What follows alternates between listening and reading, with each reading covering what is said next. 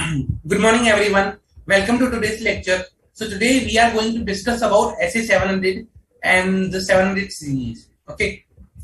So let's start with the SA 700 series. SA 700, forming an opinion and reporting on financial statement. The most important essay. Why? Reason because whatever work in an audit of a financial statement you will do, how to summarize and form an opinion based on that work, that evidence you have gathered, the risk assessment you have performed, the risk of material misstatement you identified, the actual misstatement you identified, how to report that particular misstatement, how to form an opinion, a conclusion on the basis of all those things is here. Okay. So, as I said, as the name suggests, forming an opinion means that we are forming an opinion, we are concluding and reporting on financial statements. We are concluding and reporting on financial statement. Now, usually when I say forming an opinion, this opinion is written opinion that is given in the form of a report. Okay. And reporting basically, plus I'm issuing a conclusion that, okay, whether I'm satisfied or not satisfied on financial statement. Okay. Written conclusion on financial statement, it's the thing that forming an opinion, reporting on financial statement. Okay. Now, if you see the SA 700, SA 700 says that it's the auditor's responsibility to communicate key audit matters and as per SA 701, modifications as per SA 705, other paragraph and other content impacted as per SA 706. Okay. So, I'll write it down here.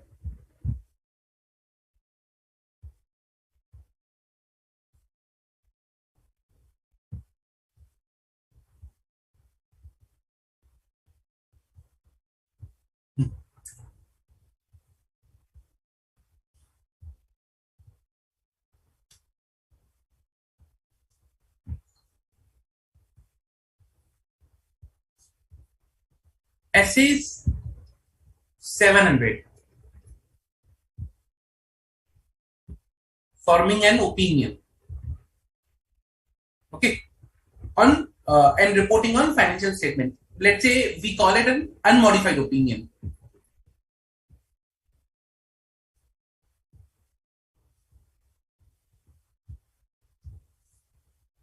SS 701, key audit matters. So these are the essays that I'm writing down here. They, like, for example, SA 701. SA 701 talks about communicating key audit matters in the audit report. SA 705. SA 705 talks about modification in the audit, modification to the opinion. So if there is any modification in the opinion, then we need to refer to the SA 705. Then comes SA 706. That is our emphasis of matter paragraph and other matter paragraph.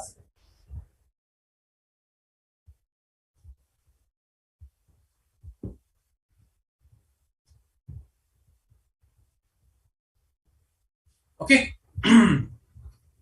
These are the 4 important essays. There are 2 more, 710 and 720. 710 talks about my comparative informations.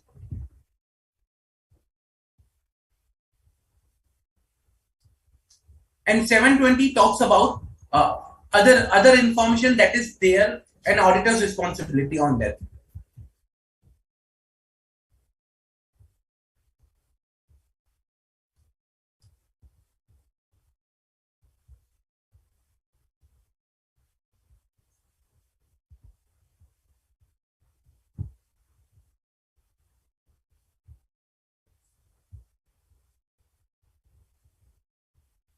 But for time being now, we will focus on these four: 700, 701, 705, 706. Okay. 700, when there is an unmodified opinion or the base opinion that we are going to issue, that's on the basis of SA 700. That is, when you are issuing an audit report, what are the things that you need to make sure when you are forming an opinion? What are the things you need to ensure? What are the things that you need to think about, or you need to take care of? That's in the SA 700. Okay. Now, since start, we are discussing that, okay, the objective of the auditor is to form an opinion on the financial statement. Now, this essay provided how to form an opinion on the financial statement based on the evaluations and conclusions drawn from the audit evidence obtained. Okay, so this is a particular essay that provides you that how to form an opinion, how to finalize an opinion. Now, when I talk about opinion, as I said, there are two types of opinions. One is unmodified opinion, one is a modified opinion. When I say unmodified opinion, what is unmodified opinion?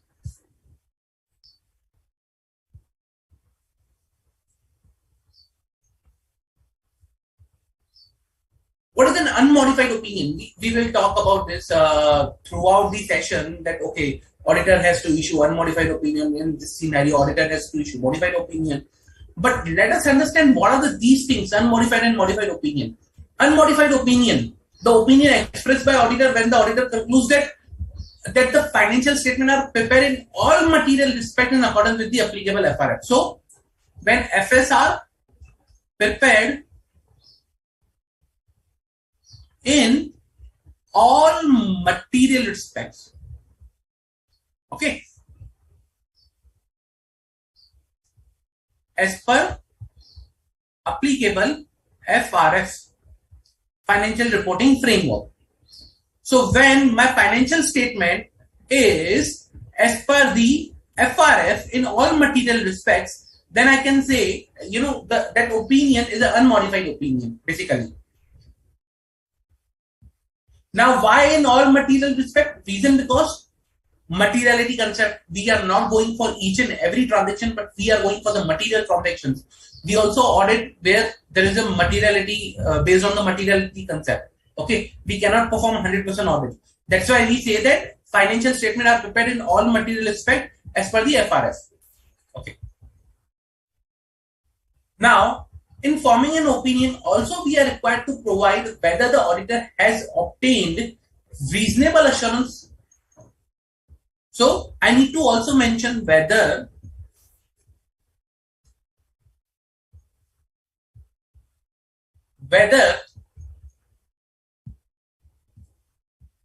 auditor has obtained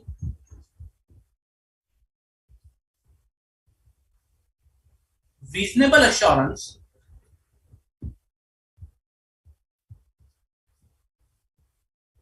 about whether the financial statement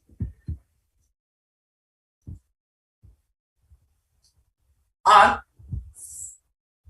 as a whole, financial statement as a whole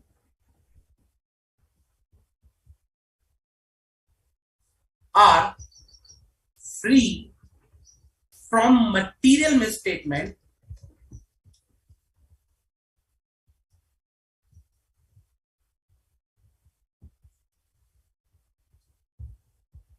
whether due to fraud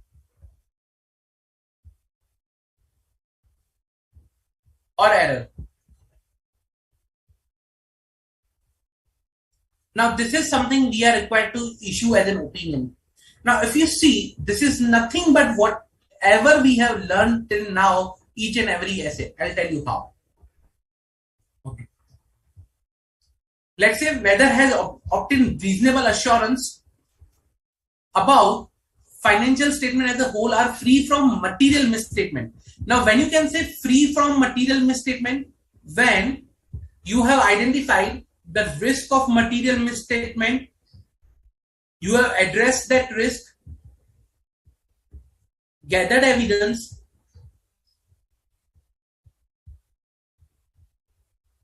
formed a conclusion, like you have, assessed that particular, misstatement over there. Like for example, let's say evaluation of the misstatement.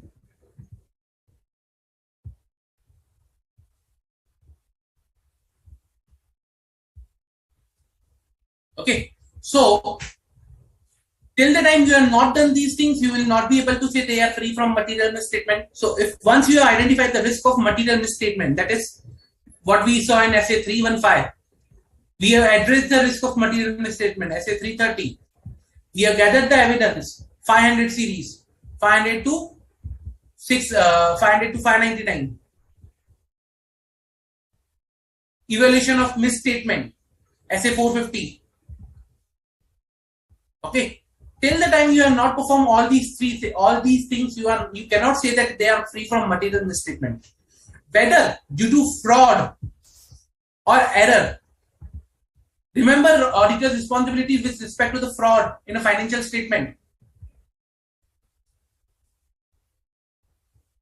SA 240. So it provides it, okay, when there is a fraud, with respect to the fraud, what is our responsibility? So when you apply all these essays, then only you can come to a point where you can issue a conclusion on this. That whether you have obtained sufficient and appropriate audit evidence as per SA 330, whether your conclusions are appropriate in accordance with SA 450. So all these things are at that point in time very necessary to perform, then only you can issue one opinion.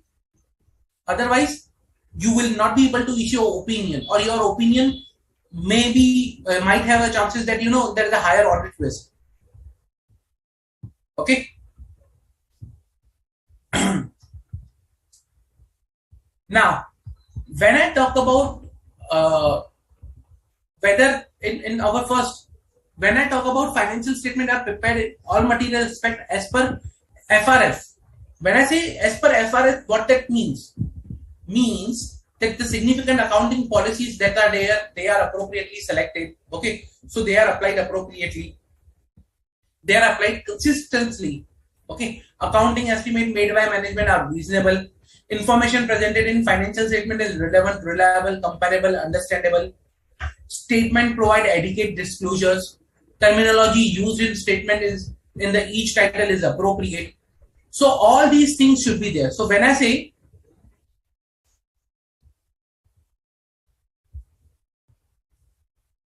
as per financial reporting framework, that means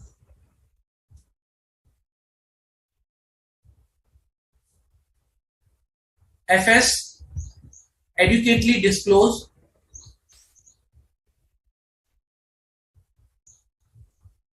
significant accounting policies,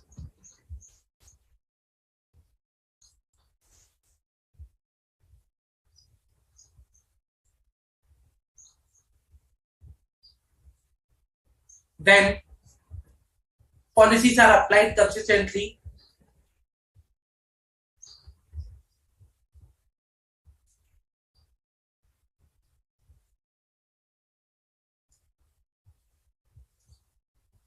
then my accounting estimates are reasonable,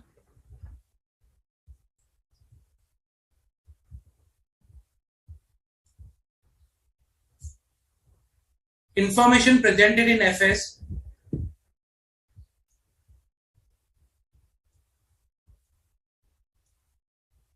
is relevant, reliable, comparable, understandable.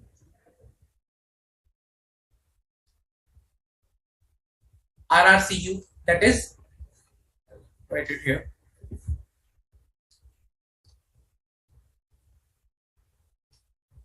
Relevant,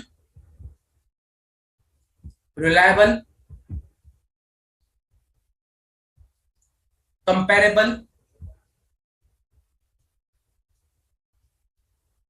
and understandable.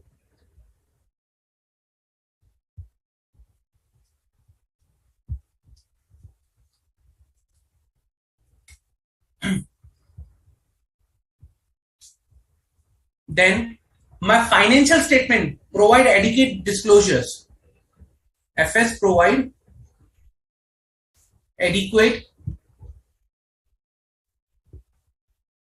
disclosures. Okay. Now disclosures can be related to understanding the effect of material misstatement, material transactions, or events. So it can be various disclosures. Let's say material transactions.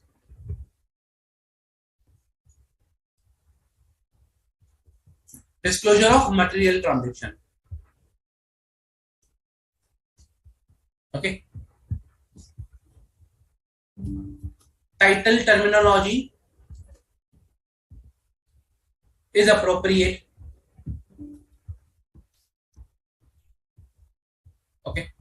So all these things should be there when I can say, okay, they are as per applicable financial reporting framework.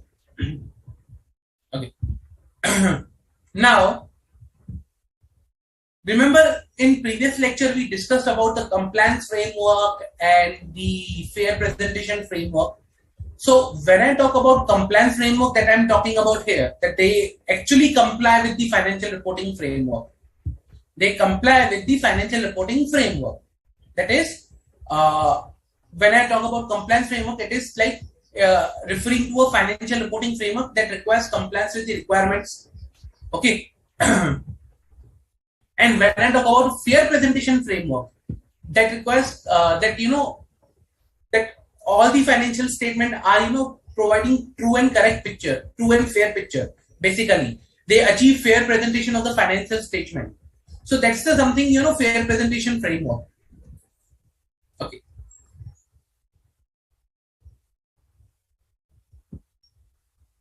Now, when I talk about fair presentation framework, so my financial statement should also provide me that financial statement should match, or you can say the financial statement should be as per the fair presentation framework. Not only compliance with the FRF, but presentation should also be fair.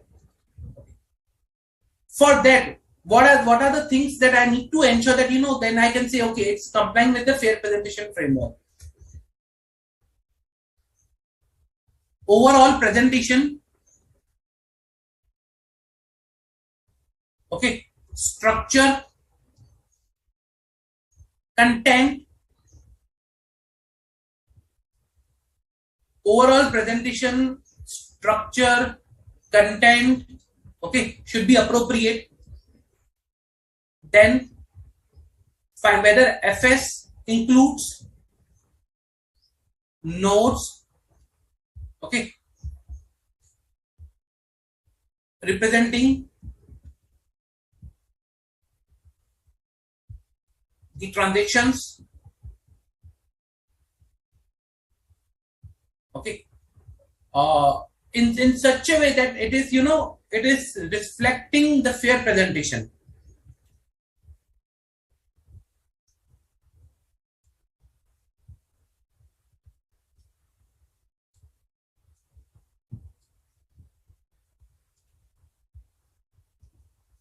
So basically, my financial statement should comply with compliance framework and fair presentation framework. So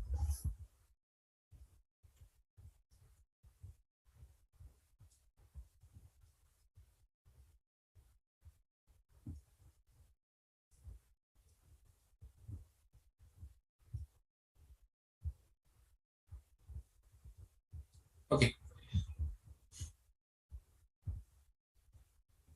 So this should be there. Then only I can say, okay, yeah, if my financial statement is compliant with the compliance framework and with the fair presentation framework, then okay, in all material respect, it is appropriate and I can issue an unmodified opinion. Otherwise, I cannot issue an unmodified opinion. Okay.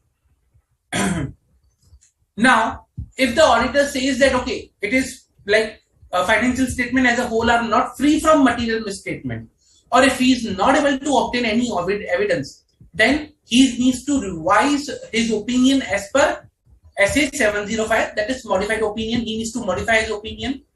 But if he says that it is perfectly fine, the financial statement as in all material aspects are as per the applicable financial reporting framework, okay, are free from material misstatement, then it is an unmodified opinion and we need to refer to the SA 700.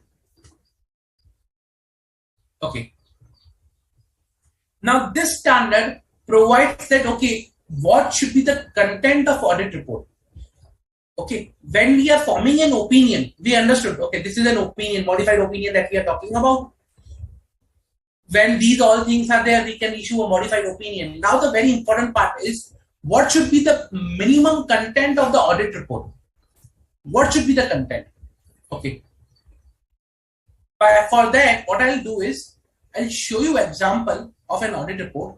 Okay. And then on the basis of that, we can discuss the content of audit report.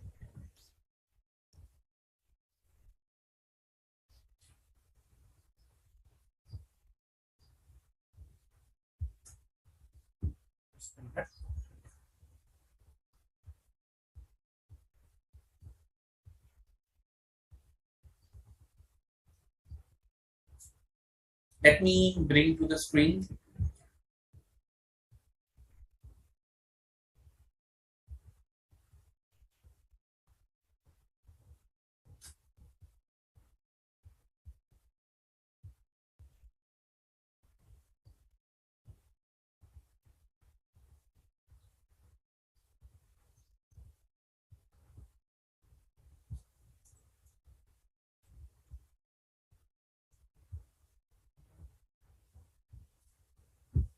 Sorry, my screen has stuck. Sorry, just a minute.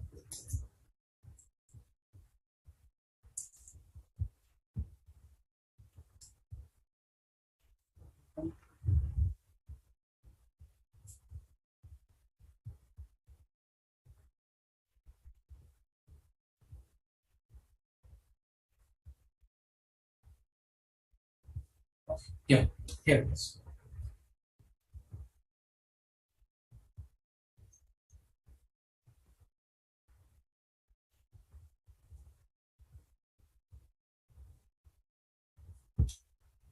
So I'll show you one audit report. Okay.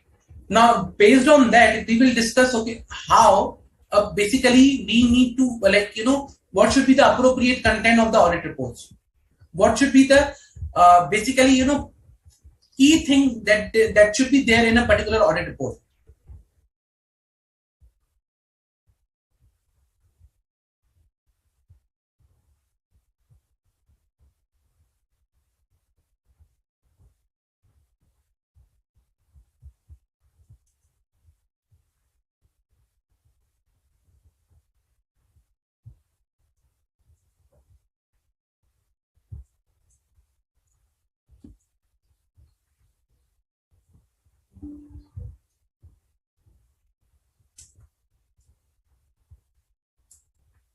So we will not focus on particular name. Please don't focus on name. Just we will see the content of the report. Okay. Now, if you see, this is independent auditor report. So starting with here, starting from this particular point, okay, independent auditors report. So this particular points provides us, okay, the title basically of the audit report, so that we can identify, yes, it's an independent auditor's report. So the auditor is independent. From the title itself, it is, we are making it clear, indicating it that, okay, the auditor was an independent auditor. So this shows that independent auditor was there. Okay, that's why we are calling it independent auditor's report. Second, then addressee, to whom it is being addressed.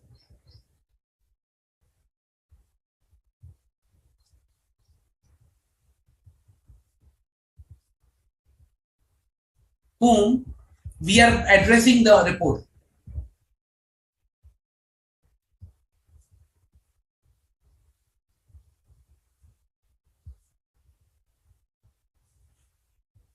Generally, usually we report to the members of that particular company. Okay.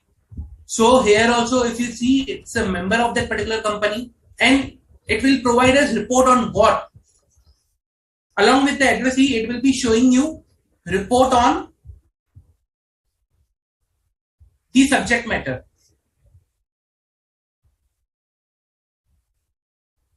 That is report on audit of financial statement. Okay. Now, the first and the foremost thing in an audit report is your opinion.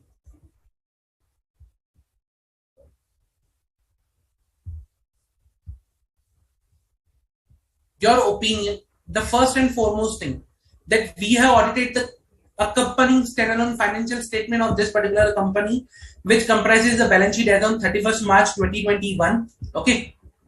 So it is providing that what you have audited. Basically,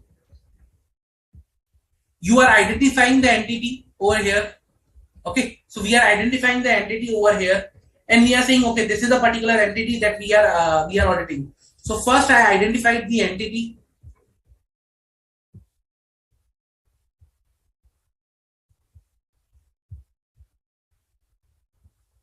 Then what I did is, once I identify the entity, I state the financial statement which comprises of balance sheet, statement of profit and loss, cash flow statement, statement in the changes of equity. Okay. I identified what on which I am going to issue my opinion. It is not the only one thing that is there, that okay, on the balance sheet or on let's say on profit and loss account. No. But I identified all the elements of financial statement on which I am going to issue my opinion. So balance sheet, statement of profit and loss, cash flow, statement of changes in equity, all these things are there on which I am issuing my opinion. That's a financial statement.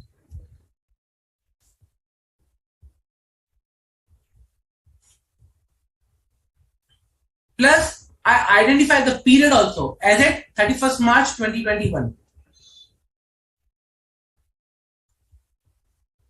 Okay. Then,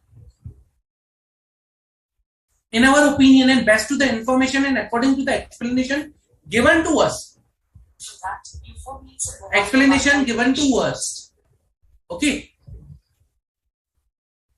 the aforesaid standalone financial statement give the required by information, financial statement give the information required by Companies Act in manner so required and give a true and fair view in conformity with the accounting principles generally accepted in India, including Indian accounting standards specified under section this of Act, okay, of the state of affairs of the company as at March 31, 2021 and its profit. So what is saying is that financial statement, standalone financial statement give information required by Companies Act and give true or fair view in conformity with accounting principles generally accepted. Okay, so what it says that okay, it provides all the information that is necessary. My compliance framework gives in true and fair view, that is my fair presentation framework. So it provides you both what is, whether it is being complying with the compliance framework and whether it is, also ensuring the data that is required as per the compliance framework and fair presentation framework.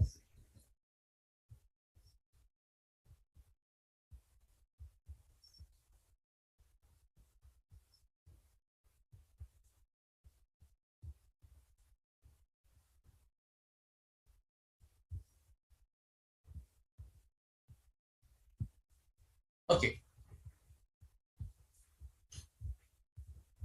Then we need to provide the period for each. So here if you see 31st March 2021, it's given for the balance sheet, and for the profit and loss account, for the cash flow statement, they say that okay, year then ended, means that the year ended on 31st March 2021. That is the period for that. Okay. Now when issuing an unmodified opinion, okay, when issuing an unmodified opinion, we need to provide our opinion with respect to the in accordance with, let's say for example, compliance framework and fair presentation framework that we have seen over here, that is given. Once you provide that opinion, okay, you are saying that is, as per such framework and it is You are mentioning all the relevant, let's say for example, sections, section 133 of income of Companies Act, okay, Indian accounting standards, the relevant references to the act. So once you mention the relevant references on the basis of which you are ensuring the compliance framework, okay, then accordance with then you need to also mention that, okay, to which particular statement, let's say balance sheet. So balance sheet is on this particular period is providing correct information. Cash flow is providing on this particular period. Profit and loss on this particular period as per this whole, the references we are giving. So if you see over here, companies as at 31st March 2021 state of affairs, that is balance sheet, profit, cash flow, okay, and changes for equity for the year ended that on that date. Means I'm again referring that, okay, my state of affairs on 31st March is complying with all these things. My profit is appropriately complying with all these things. My cash flow, my changes in equity for the year ended, they are complying with all these things. Okay. So I'm providing the reference to the relevant provisions of law. I'm providing the reference to the relevant accounting standards, and I'm making sure that, okay, whatever I'm saying, that my state of affairs, my profit, my cash flow statement, and changes of equity, the resultant of all these statements that I mentioned above, that is balance sheet, statement of profit and loss account, cash flow statement, and statement of changes in equity, is appropriate.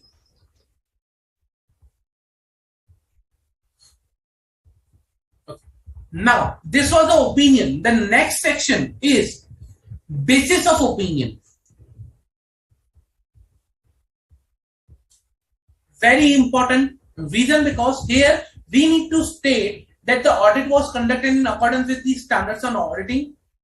Number two, we need to refer to the section in the auditor's report that describes auditor responsibility with respect to the standards.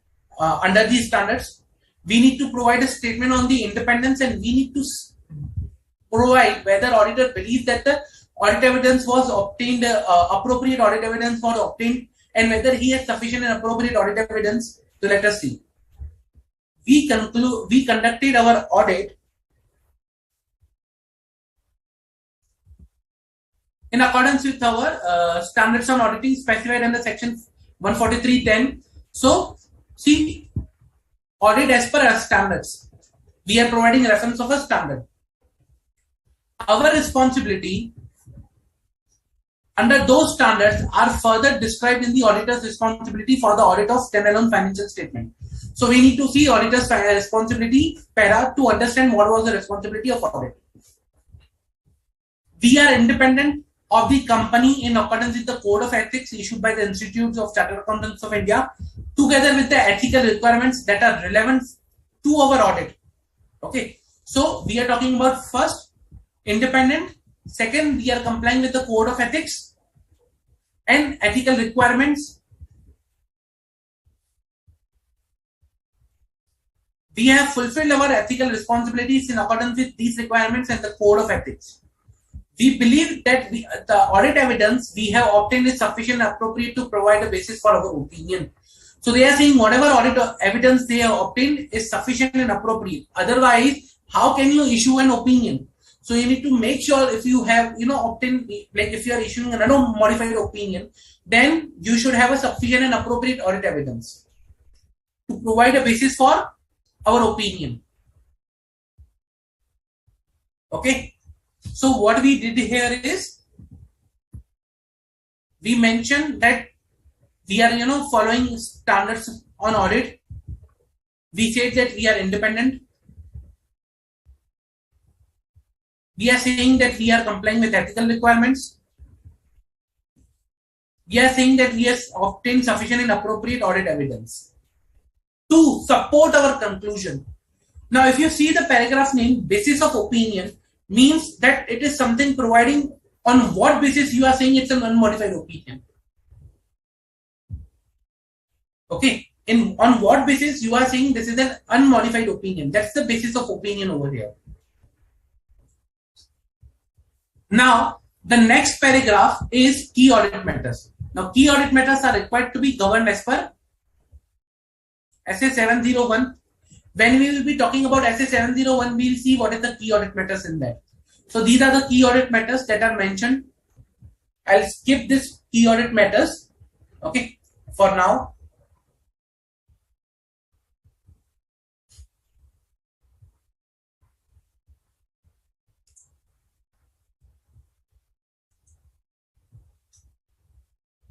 Then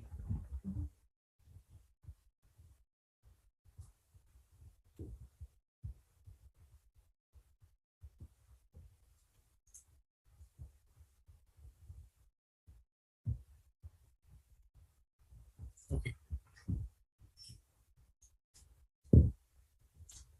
Information other than the standalone financial statement, information other than the standalone financial statement and auditor's report thereon. Okay, so that is talking about other information other than the standalone financial statement, which is there. Basically, other information. So the company's board of directors is responsible for other information. Other information comprises of information included in management discussion analysis, report on corporate governance, director report, but does not include the standalone financial statement and our audit report thereon. So remember, we saw SA 720 auditor's responsibility with respect to other information in a. So that particular standard will be applicable over here.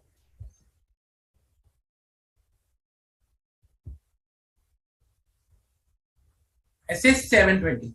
Okay, we will see what is other information and what is auditor responsibility when we are talking about when we will discuss about SA 720.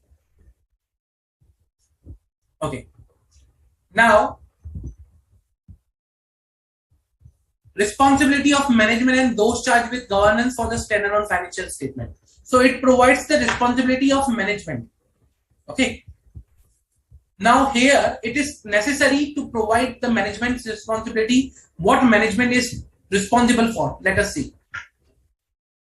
The accompanying standalone financial statement has been approved by the company's board of directors. The company's board of directors is responsible for matters stated in section 134(5) of the Act with respect to the preparation of these standalone financial statement that gives a true and fair view of the financial position.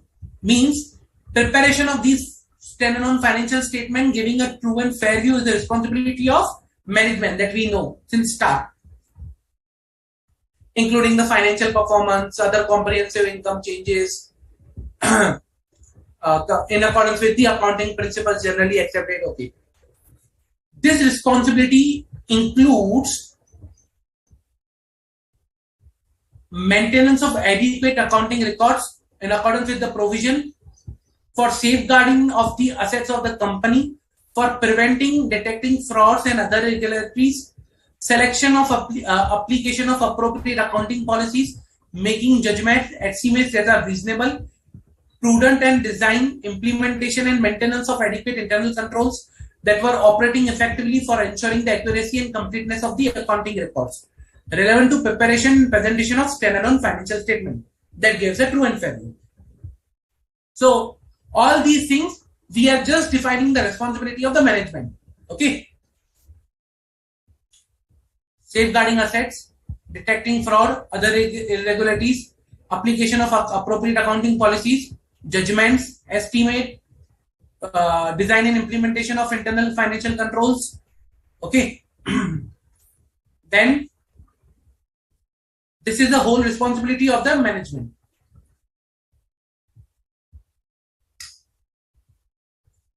In preparing the standalone financial statement, management is responsible for assessing the company's ability to continue as a going concern. Means I am saying that okay, management is also responsible to perform a going concern assessment. So management's estimate of going concern or management's use of assumption of going concern. Remember we were discussing in previous lecture. Okay, management will use this assumption of going concern, but we need to make sure that okay, management's assumption is appropriate. There is no material uncertainty. If there is a material uncertainty, whether it has been disclosed or not.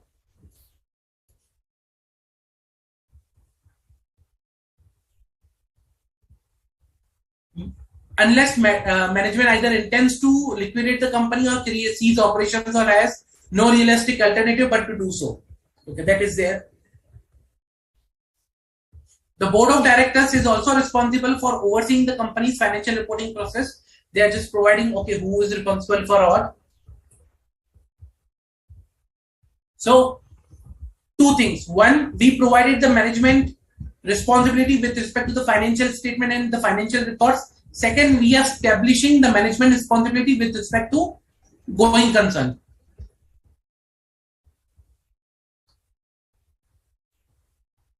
Okay. Preparing and presenting FS. Okay. This is the management responsibility. It is necessary to provide this responsibility of management in the financial statement or in the audit report basically. Reason because the reader will understand, okay, what auditor is responsible for.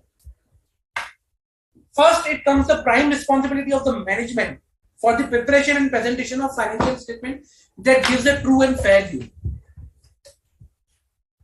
These all things are necessary to provide detailed information to the user or the reader, we can say, okay, to help him understand, okay, what is whose responsibility.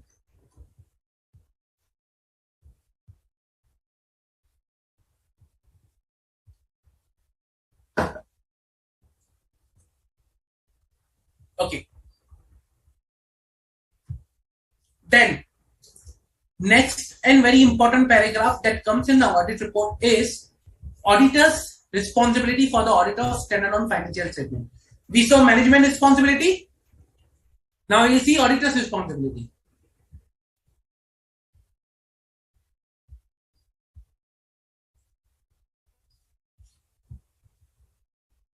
Okay. Auditor responsibility. Audit provides that, okay, what is our responsibility? Our responsibility to obtain reasonable assurance.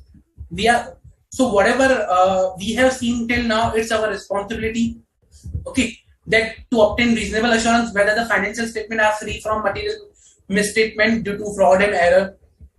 It is our responsibility to issue auditor's report that include opinion, okay, to provide a reasonable assurance.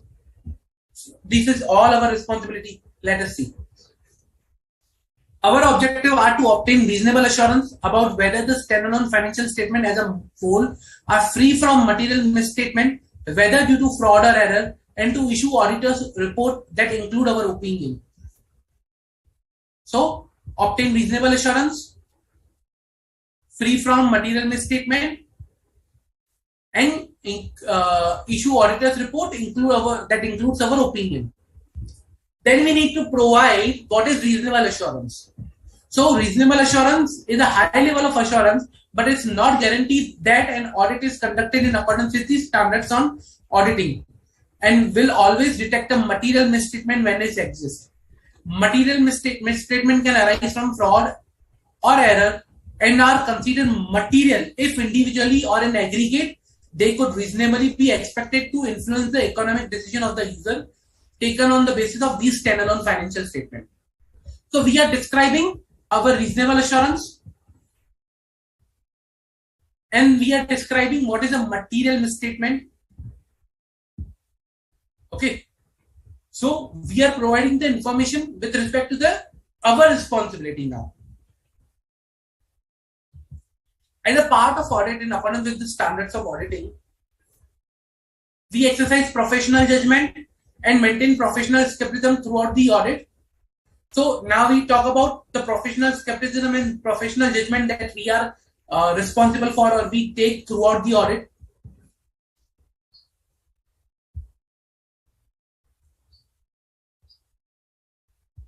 Okay. Then we again provide our responsibility with respect to the risk of material misstatement in a standalone financial statement and understanding the internal controls. So let us see. Identify and assess the risk of material misstatement of the standalone financial statement, whether due to fraud and error. Design and perform audit procedures responsive to those risks and obtain evidence that is sufficient and appropriate to provide a basis of our opinion. Okay, so we need to identify and assess the risk of material misstatement. Can I say this is nothing but I need to comply with SA 315 plus second, that design and perform audit procedures responsive to those risks, that is nothing but my SA 330.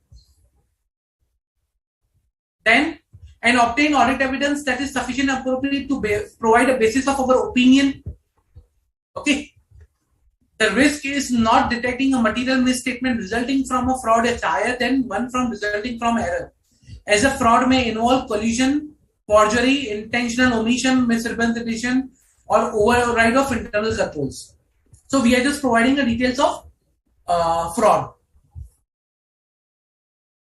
So obtain an understanding of internal controls relevant to an audit in order to design audit procedures that are appropriate in the circumstance.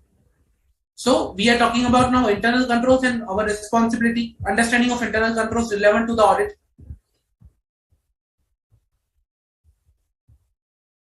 We are also responsible for expressing our opinion whether the company has adequate internal financial control with reference to standalone financial statement in place and the operating effectiveness of such control as per section 143.3.1 of the Act.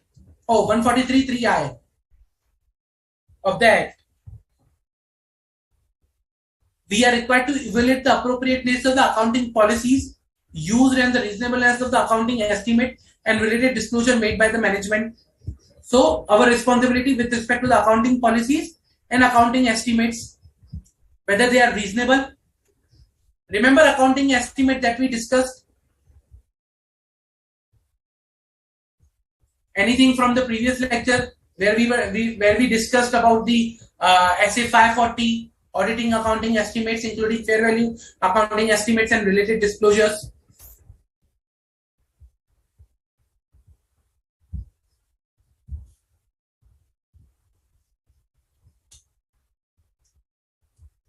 Okay. Then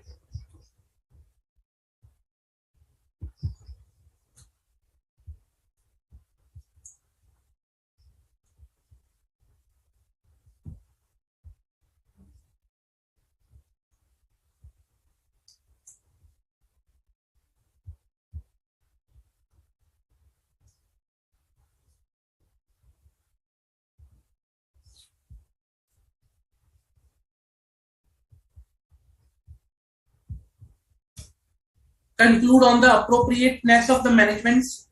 So this is again auditor's responsibility to conclude on the appropriateness of the management's use of going concern.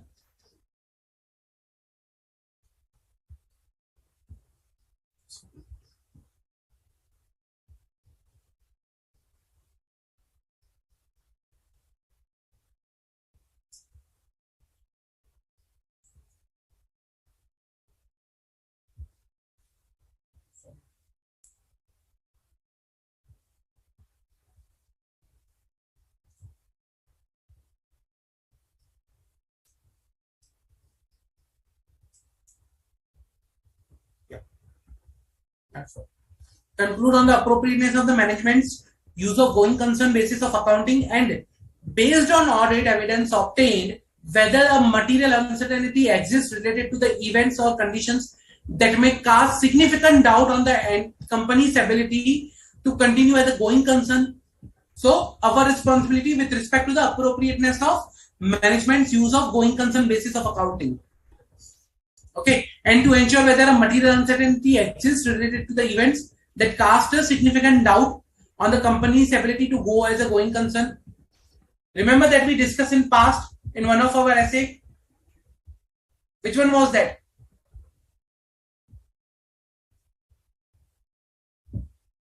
Which essay was that? So, essay 570, going concern. Remember something?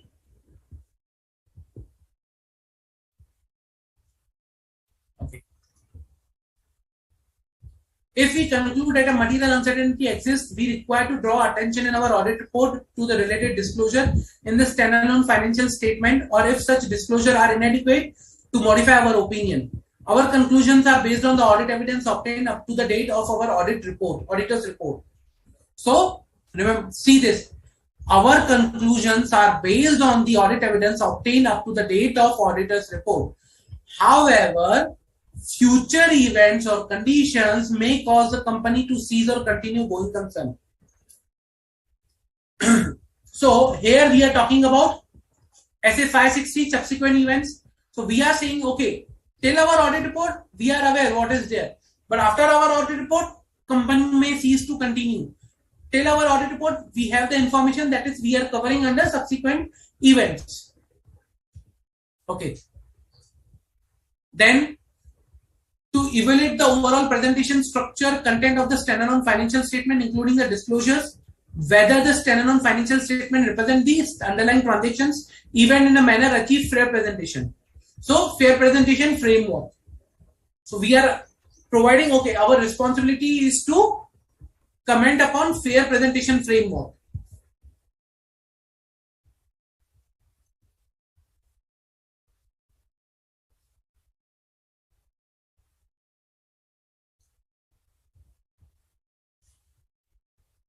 Then we communicate with those charged with governance regarding and among other methods, the plan scope, timing of audit, significant audit findings, including any significant deficiencies in the internal controls that we identified during our audit. Simple, SA 260 and 265. SA 260, 265. That is communicating deficiencies in internal control to those charged with governance and management. 265 and 260 is communicating with those charged with governance.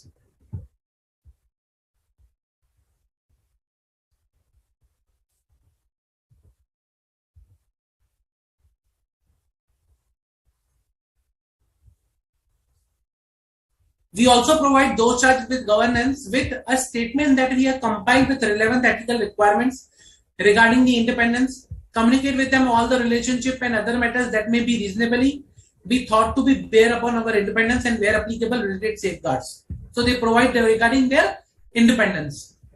Okay. Now you might be like SA 200 where we discuss about okay, when we are conducting an audit of a financial statement as per SA, what are the objectives and everything we discuss in SA 200. Independence, we are required to maintain our independence, professional judgment, professional skepticism, ethical requirements. So that is there we are referring to. From the matters communicated with those charged with governance, we determine those matters that were of most significance in the audit of standalone financial statement of the current period, and therefore they are the key audit matters. So this whole paragraph is about the key audit matters.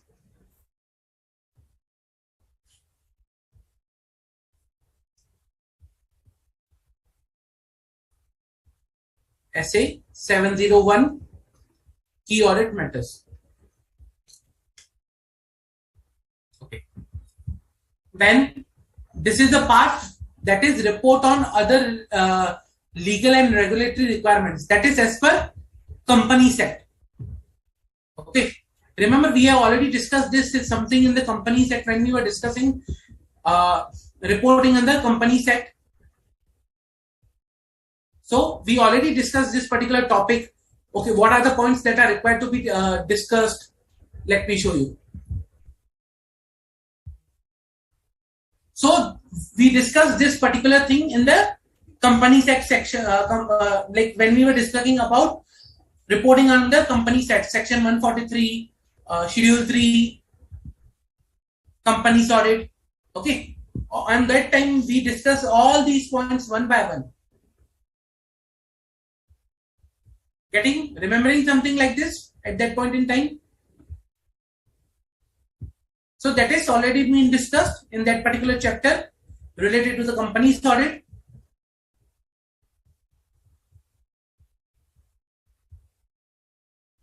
So that is there, my regulatory requirement.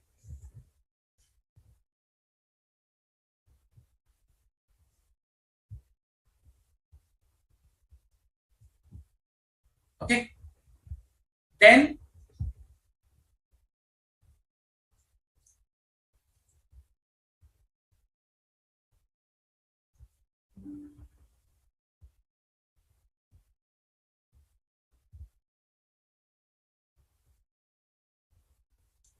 after regulatory requirement, what is the important point that we need to mention in our audit report is who is signing the audit report, the details of the person who is signing the audit report, the name of the partner, okay, date, the firm's name. So firm name, who are the auditors, FRN number, FRN basically, firm registration number,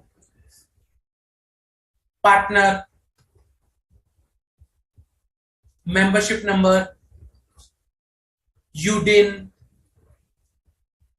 So plus my date and place. So all these things are required to be there in an audit report. Okay. And when this is a online copy of PDF copy of an audit report, but when these are the actual which is given to the client, there is one more thing over here which is signature. Okay.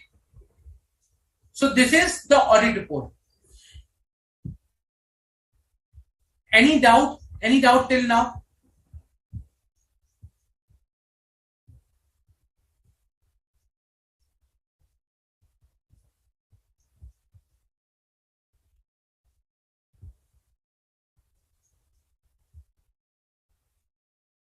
Any doubt?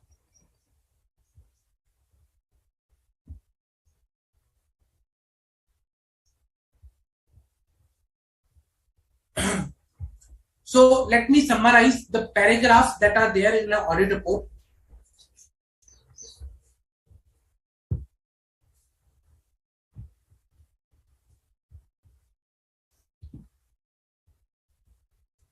First is your title. Okay. Independence auditor report that we saw. Okay. That is we are required to mention. Okay, it should be independence auditor report. Then in the title itself, it should be clear. Second, addressee. Third, opinion. Then you can say where we provided. Okay, this is the opinion, auditor's opinion basically. Fourth is basis of opinion.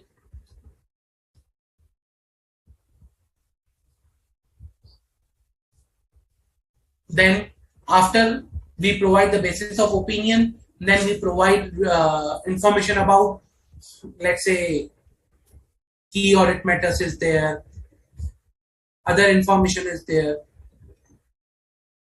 Okay. Now, if anything is there, we can include EOM or OM paragraph.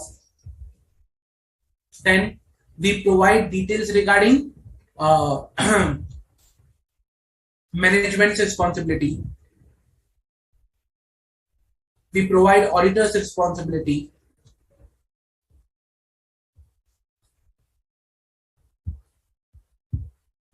And in between, before key audit matters, if basically it's an optional,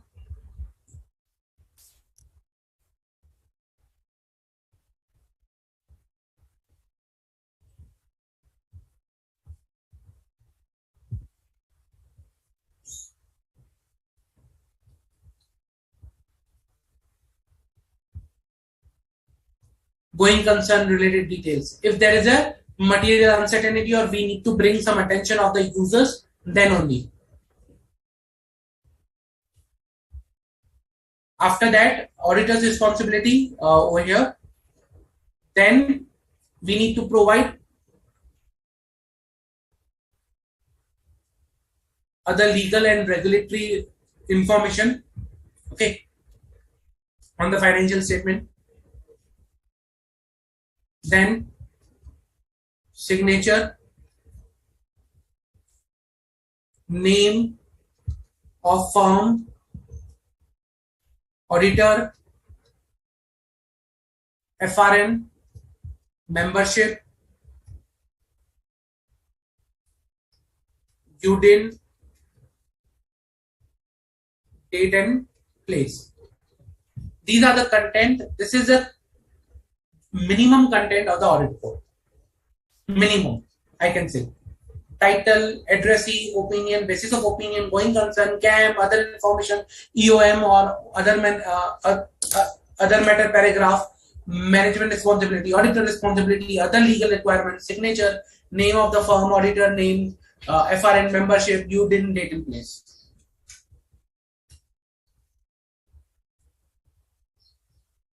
Clear? Any doubt?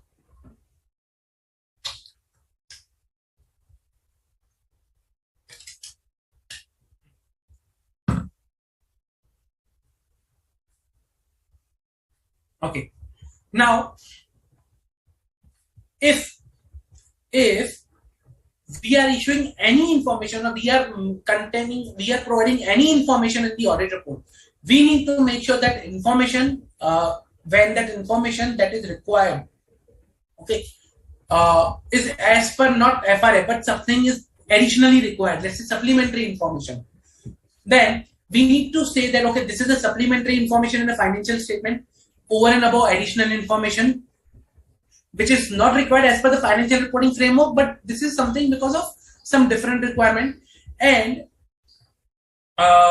we need to ask management also to differentiate that particular information in the financial statement, okay, to provide, okay, this is a supplementary information, okay. And once we identify, we ask management to provide a separate detail about the supplementary information, we need to evaluate that it should be presented in an appropriate way, that is presented in a way that is sufficiently and clear, differentiated from the audited financial statement. Okay. So basically you can say these are not the integral part of audited financial statement, but that is something different or over and above audited financial statement that is not required by FRF, financial reporting framework. Let's say, for example, key ratios, which we are not audited. In some of the companies, there is a trend that they provide some key ratios. Like, I'll show you if I have that one example.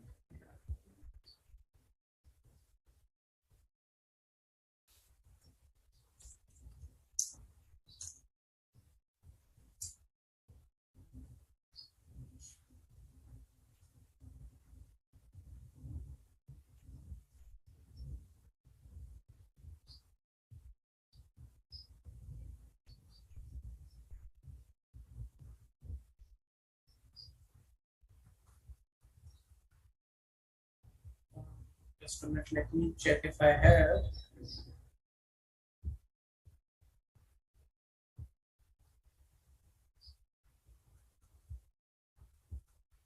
Yeah, I do have.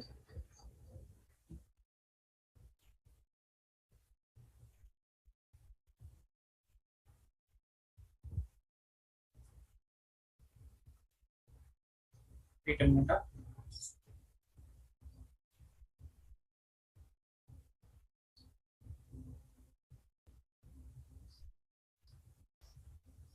Okay. Generally, what happens is I'll show you one of the example over here.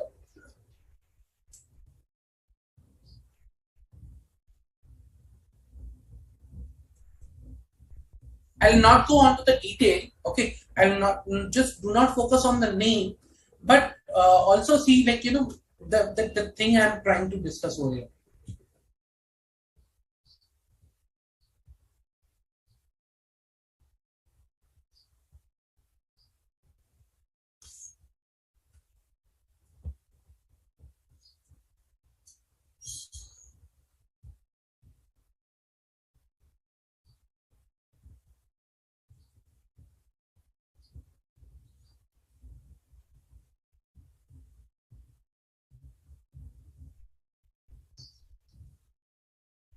We'll not go into the name. I'm not referring any name, but we are just, you know, discussing what is supplementary information. Okay. Now, supplementary information that is not required by the applicable financial reporting framework is presented with the audited financial statement. Something we are presenting with the audited financial statement which is not required. Okay. by the financial reporting framework, but that is something, it's integral part due to its nature or how it is presented. It is appearing to be a part of a financial statement. Now, when it is an integral part of the financial statement, the supplementary information shall be covered by the auditor's opinion. Now, but if supplementary information that is not required by applicable financial reporting framework, okay, we should not basically say that, okay, this is an part of the financial statement, integral part of audited financial statement. Okay, auditors should evaluate whether that supplementary information is presented sufficiently and clearly, which differentiates that information from the audited financial statement. So, if supplementary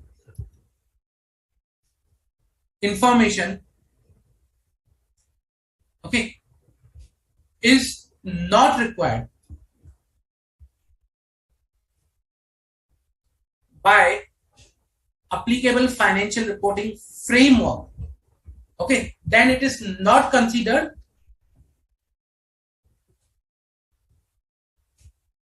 integral part of my audited financial statement. And auditor should ensure that they should be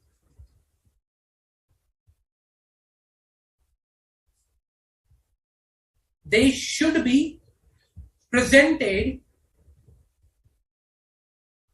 in such a way that it should be sufficiently clearly differentiated. So we can identify, the reader can identify or clearly differentiate that this is the supplementary information. Okay.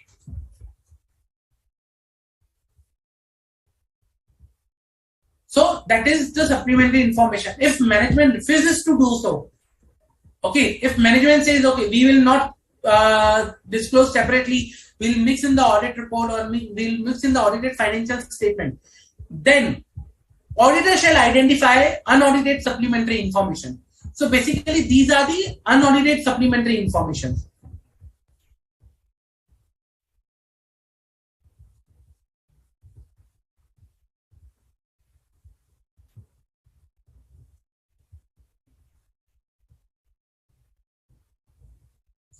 Okay, now what are these supplementary information?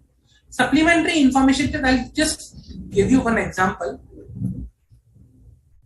Let's say there is a trend to present some ratios or some sort of numbers specific on the industry specific.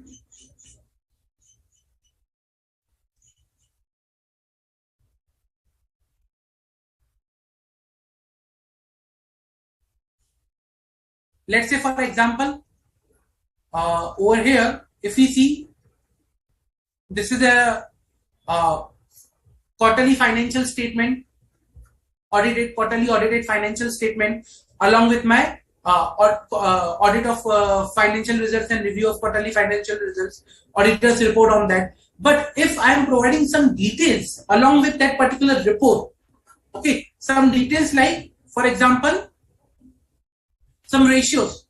Let's say this is a ratio that is given.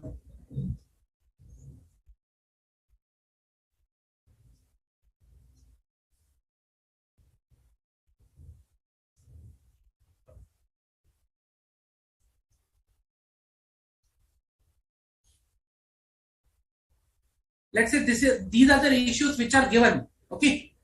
Now let's say this ratio basically is not audited. It's not part of as per the applicable financial reporting framework. This is something additionally given. Over and above financial reporting framework. Okay, over and above financial reporting framework, like average monthly transactions, average monthly active food delivery restaurant partners, average monthly active delivery partners, or something like that. Okay, some ratios which are given. Now this is not audited numbers. Let's say, for example, now it is responsibility of the management to provide, okay, this is something, a supplementary information over and above, like, not part of the financial reporting framework, and this is not the audited one. If management is not providing, then in our audit report, we need to make sure that, okay, if such information is given, which is a supplementary, then we need to identify it and we need to provide that this is the not audited.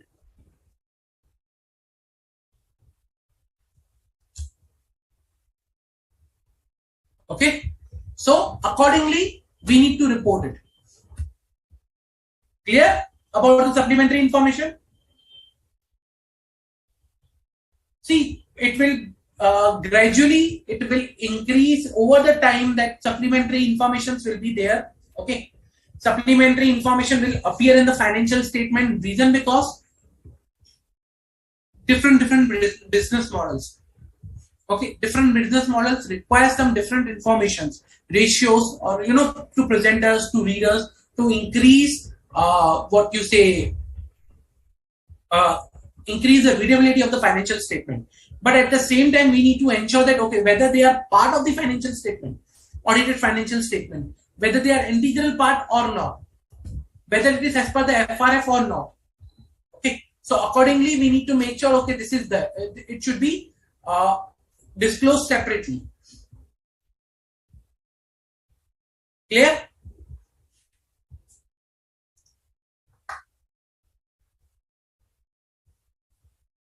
Any doubt with respect to SA 700? Now I'll go back to the charts.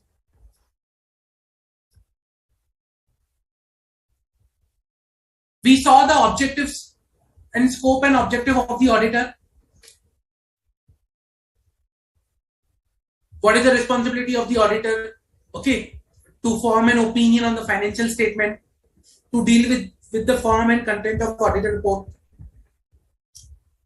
This essay applies to the complete set of general purpose financial statement. Objective is to form an opinion on the financial statement based on the evaluation and conclusion drawn, and to express clearly that the opinion through a written report.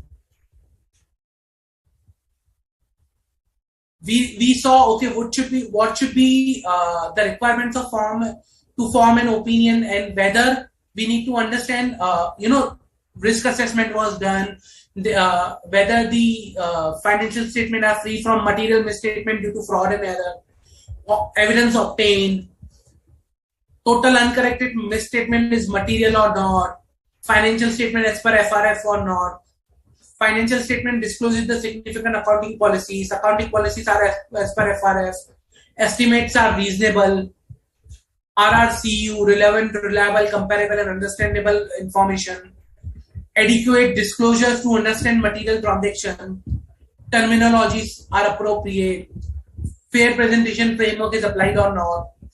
Then we saw the auditor's report, content of auditor report, title, addressee, then auditor's opinion, basis of opinion, okay, then going concern, CAM, other information. Then after that, management responsibility, auditor responsibility. Then my other paragraph, like over here, communication with those charged with governance and communication with management. Then signature, place and date.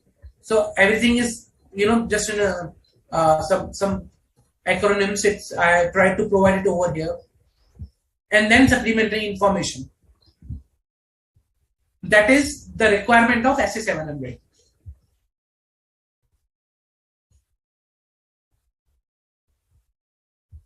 Clear? Any doubt?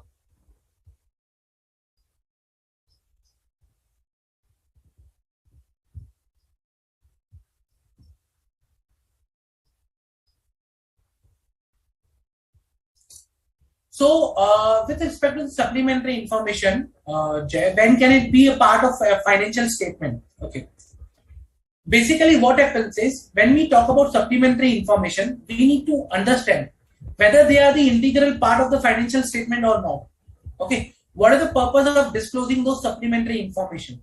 What is the basis behind disclosing the supplementary information? How it is calculated? Can it be audited? Is it necessary, or how we can obtain assurance, or whether, how can we say that, okay, these are basically appropriate, reflecting the true and fair view. So in certain circumstances, the entity may be required by law, regulations, standards, or voluntarily choose to disclose certain information along with the financial statement. Okay, like we saw, what you say, some ratios, some additional information. Now, when these informations are disclosed, we need to understand first of all whether, okay, we need to cover this information in our opinion or not. So supplementary information that is covered by the auditor's opinion does not need to be specifically referred into the audit report and does not need to be specifically provided. Okay, this is a something which is not audited, because we are covering that by our audit opinion. If we are not covering by our audit opinion, then only we need to provide a separate, ask the management to disclose it separately. If they are not disclosing it separately, then we need to provide, okay, this is something which is not audited.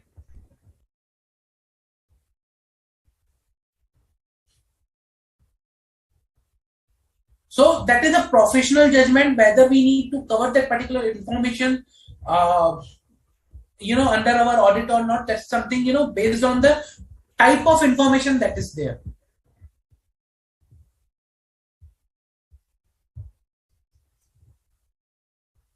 So whatever the format we have seen of the audit report is for the unmodified opinion. For the unmodified opinion, forming an opinion and report of financial statement, it will be there. This format of audit report will be there. Okay, but when we will shift from modified to unmodified, we'll see what changes are there with respect to this particular audit report. So the base is this. Whatever we have discussed till now in SA7 and 8, that is the base of audit report. That will be there. But there will be certain changes when we will see modified opinion, or when we will see, emphasis of meta paragraph and other meta paragraph.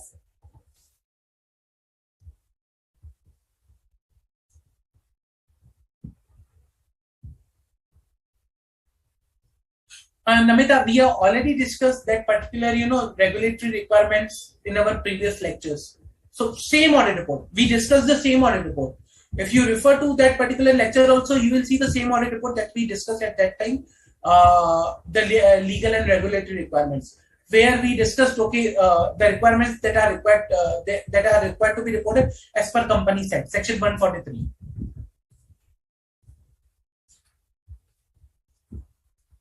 So I'll suggest you revisit that lecture, and if you feel, okay, there is some more doubts, I'll be happy to help you and provide and clear your doubts.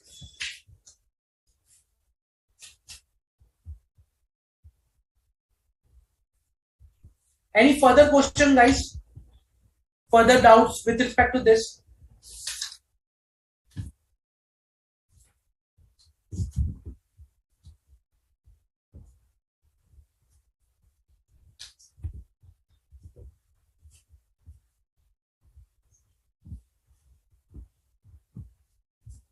Any doubt, guys?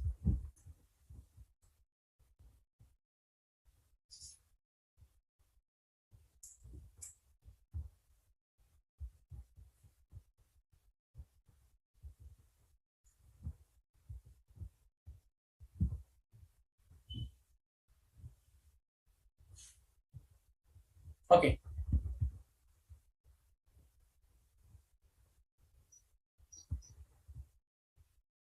If no further doubts, let's do one thing. Let's take a quick 10-minute break, and we'll gather back and we'll start this questions for this particular topic, and then we'll go to the next tunnel. Okay.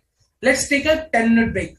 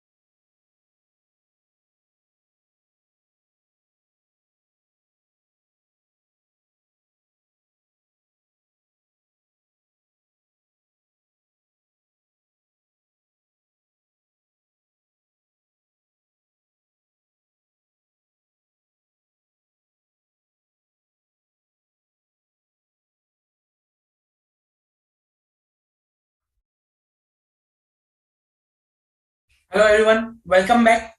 Okay, so let's go to one of the questions that was asked in a recent exam for SA 700.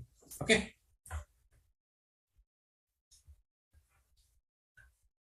Eminent Associates Chartered Accountants have been appointed as the statutory auditor of Cotton Limited for the financial year 2021. The company is into the business of a yarn manufacturing. For this purpose, cotton ginning is also done along with within the factory premise. Raw cotton is purchased from the local market and processed in-house. The company received a notice from the state government to deposit market development fee for the last 5 years to the tune of 10 crores. The company and all other organizations in the same business have not deposited the market development fee, taking the shelter of older circular issued by the government. The trade association met with the government officials to resolve the matter and agreed to deposit the same prospectively. However, the matter relating to the payment of the development fee for the last 5 years is pending before the government as at the end of financial year. The company, however, disclosed the same in the notes to account as a contingent liability without qualifying the effect and proper explanation. If the liability is provided in the books of account, entire reserves will be wiped out. Auditor seeks your guidance as to how the disclosure affects while forming an opinion on the financial statement. Okay. So it's about forming an opinion on the financial statement when if the impact is given. So let's see. As per Ind AS 37 provisions, contingent liability and contingent assets, an entity should disclose for each class of contingent liability at the end of reporting period a brief description in the nature of contingent liability, where practicable, an estimate, an indication about the uncertainties, okay, and the possibility of reimbursement. Now, as per SA 700, the auditor shall evaluate whether in the view of the requirements of the applicable financial reporting framework, the financial statement adequately disclosed significant accounting policies selected and applied. Accounting policies selected and applied are consistent with the applicable financial reporting framework. Accounting estimates made by management are reasonable. Information presented in the financial statement is reliable, comparable, relevant, and understandable. That is RRCU. Financial statement provide adequate disclosure to enable the intended users to understand the effect of material transactions and the event on the financial information conveyed in the financial statement. If financial statement prepared in accordance with the requirements of fair presentation framework do not achieve fair presentation, the auditor shall discuss the matter with the management, and depending on the requirements of the applicable financial reporting framework, how the matter is resolved shall be determined whether it is necessary to modify the opinion in the auditor report in accordance with SA 705. In the present case, auditor may consider modifying his opinion considering the financial effect of liability not disclosed properly. So that is the answer that, okay, what is the responsibility as per SA 700 and what auditor should do when this is not as per the disclosure is not as per the requirements. So that was one of the questions that was asked in July 2021 exam.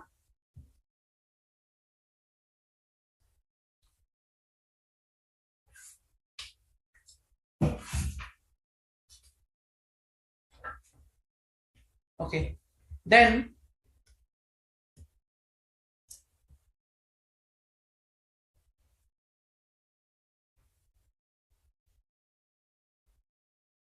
there is one more question, very good question on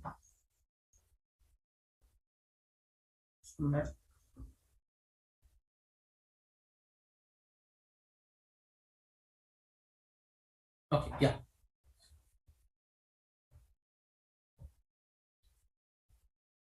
So this is one of the good question on the supplementary information that is presented in the financial statement.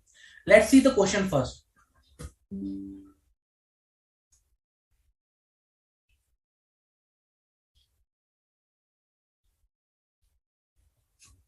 CAS have been appointed as a statutory auditor of SRT Limited for the financial year 2021. The company, while preparing financial statement for the year under audit, prepared one additional profit and loss account that disclosed specific items of expenditure and included the same as the appendix to the financial statement. CA has has not been able to understand this and as an additional profit and loss account is not covered under the applicable financial reporting framework, guide him as to how he should deal with this issue while reporting on the financial statement of SRT. So this is nothing but supplementary information that is presented along with the financial information, which is not as per the applicable FRF or not the requirement of FRF. Okay, let us see. If supplementary information that is not required by the applicable financial reporting framework is presented with the audited financial statement, the auditor shall evaluate whether, in auditor's professional judgment, supplementary information is nevertheless an integral part of the financial statement due to its nature or how it is presented. When it is an integral part of the financial statement, the supplementary information shall be covered by an audit opinion. But when I think it's an integral part, if I think it's not an integral part, then if the supplementary information that is not required by applicable FRF is not considered an integral part of audit of financial statement, the auditor shall evaluate whether such supplementary information is presented in a way that sufficiently and clearly differentiated from the audited financial statement. If this is not the case, then the auditor shall ask management to change how the unaudited supplementary information is presented. If management refuses to do so, the auditor shall identify the unaudited supplementary information, okay, and explain in the auditor's report that that supplementary information has not been audited. When an additional profit and loss account that discloses specific item of expenditure is disclosed by separate schedule included in the appendix to the financial statement, the auditor may consider this supplementary information that can be clearly differentiated from the financial statement. Thus, additional profit and loss account is not considered an integral part of the audited financial statement, and the auditor shall evaluate that the supplementary information is presented in a way that is sufficiently and clearly differentiated from the audit of financial statement. Clear? So this is how it should be done, that okay, how a supplementary information should be disclosed. Again, that was asked in July 2021. Okay, 5 marks. So you can see how important this particular topic is. Any doubts?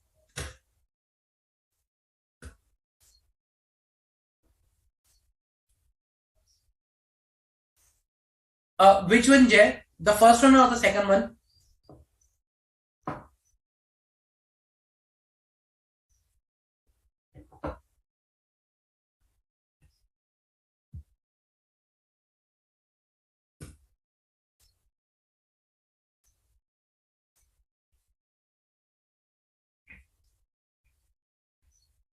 Which answer do you want to be summarized or repeated again, Jay? The first we discussed, this one on the forming an opinion or the supplementary information. First one, okay. Forming an opinion. See, the question talks about, okay, this was a contingent liability which was not disclosed appropriately. How it has been answered is, first of all, we have explained what is the contingent liability and how they are required to be disclosed as per AS. So, as per AS, Ind AS basically, 37, how it is required to be disclosed, that is there. Like its estimate on the financial, its estimate and financial impact, indication of uncertainties and possibility of any reimbursement. Okay, so disclosure part is given. Then it has been discussed as per SA 700, what are the things that are required to be ensured with respect to financial reporting framework. So disclosures as per FRF, okay, under SA 700. What are the points we are required to ensure? Like what points are required to be ensured? Okay, so that we can say that okay, this is as per applicable, FRF is there or not. Now, then it is explained in the current case, the particular issue or the contingent liability. If you see over here, the company, however, disclosed the same in the notes to account as contingent liability, without quantifying the effect and proper explanation. Now, effect and explanation was something which is required as per the Ind AS. Okay. Now, Ind AS is nothing but my applicable financial reporting framework. So, SA 700 says that we need to ensure that, whatever disclosure is there should be as per applicable financial reporting framework, which is not there. And hence, I should modify opinion because disclosure is not as per FRF. So that's the summary of this particular one.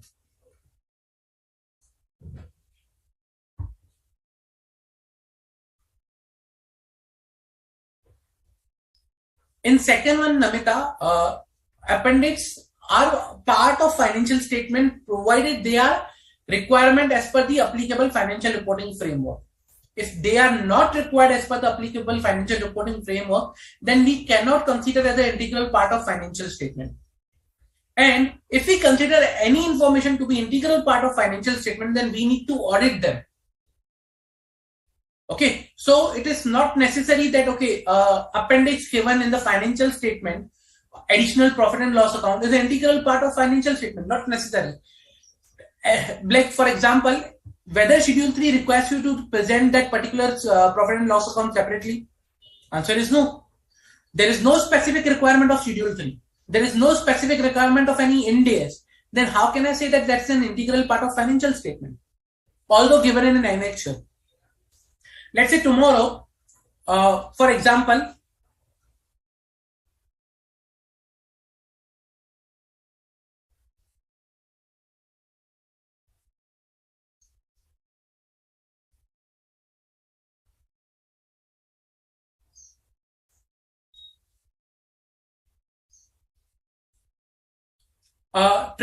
in previous example, Jay, trade associations, the matter is pending. If you see over here, however, the matter relating to the payment of development fee for the last 5 years is pending before the government as at the end of financial year. The matter is still pending. It's not finalized.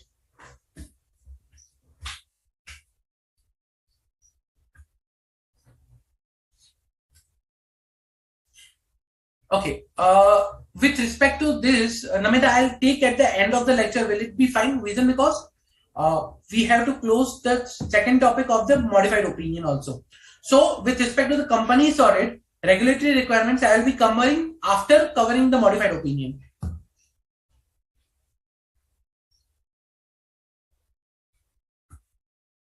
Any further doubts, guys?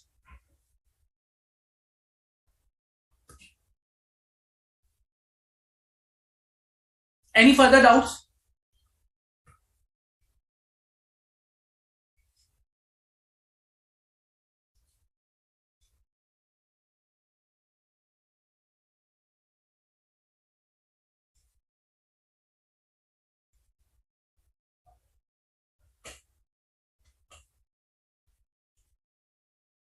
See, in question number second, if you see question number second over here, it says that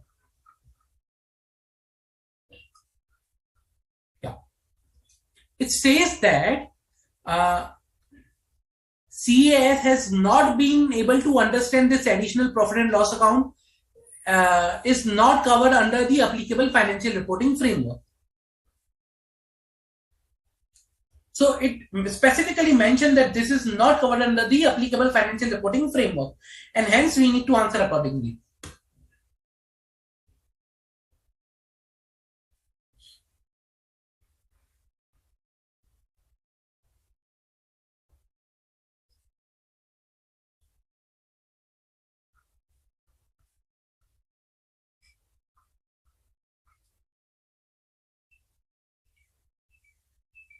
Any doubts?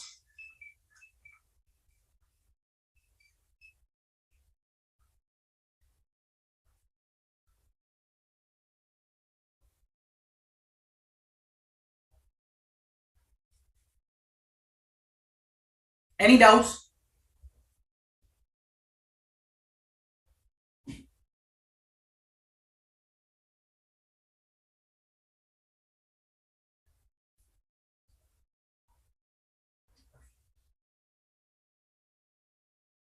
Okay. If no further doubts, what I'll be doing is, let me show you one of the audit report, okay, to you guys, and then we can discuss about how modified opinion are reported. Okay, we will be discussing now about the modified opinion. Okay,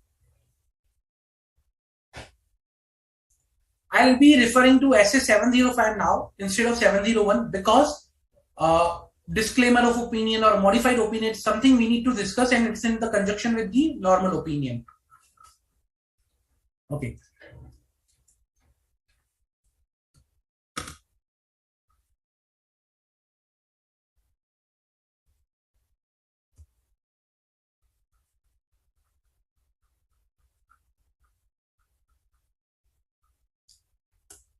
So I'll start this particular thing. I'll show you what I'm referring to over here. Okay, I'll show you one of the modified opinion audit report, how it is there, what is the change compared to the normal one, and what we are required to do in this case.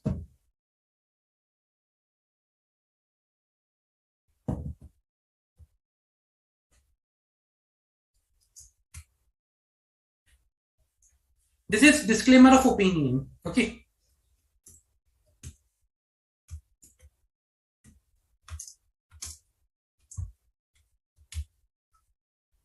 Okay.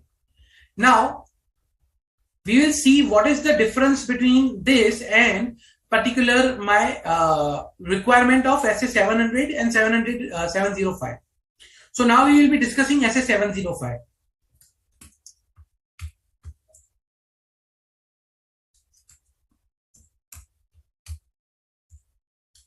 Now, if you see in this particular report over here, in this particular disclaimer of opinion that is there, what we need to understand is how, and like in the circumstances when we are required to issue a modified opinion, which includes this disclaimer of opinion, what is the things that we are required to take care of, or how we need to issue the modified opinion. Okay.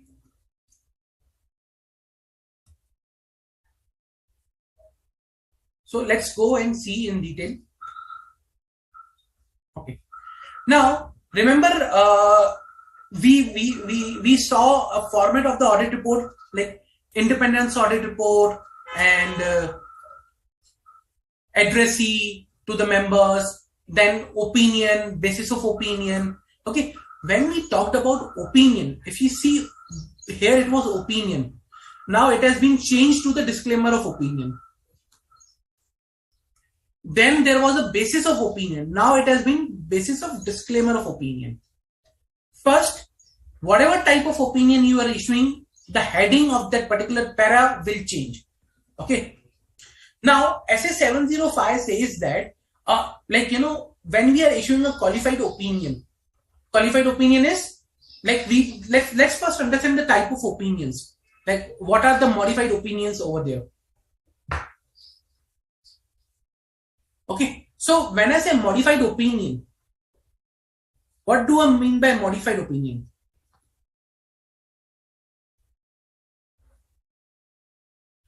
Now, when I say modified opinion means that either the financial statement, okay, are qualified.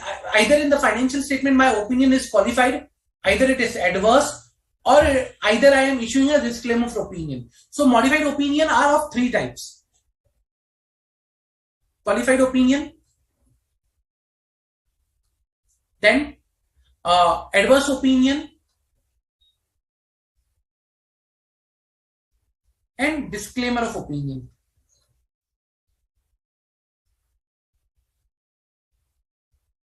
Okay.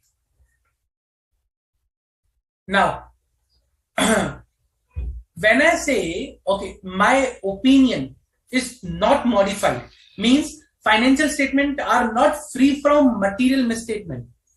Financial statement as a whole are not free from material misstatement, then I need to modify my opinion.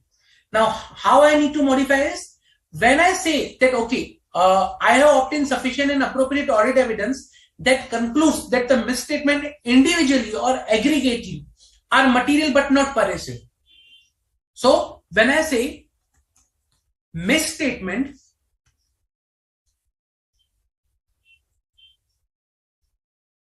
are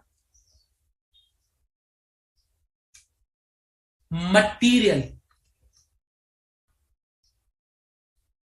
but not pervasive.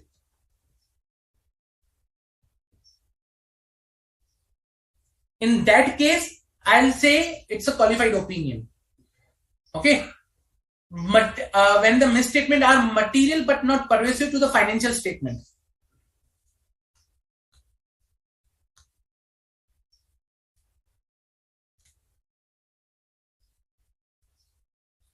Or I am unable to obtain sufficient and appropriate audit evidence of the possible effects of the uncorrected or undetected misstatements. They are material but not pervasive. So this is when I can say the misstatement that are either undetected or whether detected, having an effect, material effect, but they are not pervasive. Okay. Then I talk about adverse opinion. When I'll say adverse opinion, I will issue an adverse opinion when I conclude that the misstatement, individually or aggregately, both are material and pervasive. So, misstatements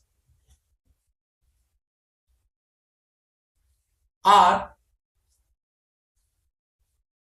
material and pervasive.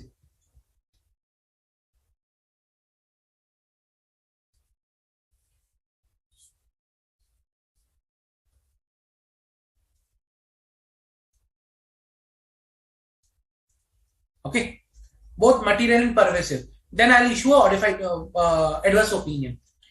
And when I will issue a disclaimer of opinion, I'll issue a disclaimer of opinion when I say I'm unable to obtain sufficient and appropriate audit evidence.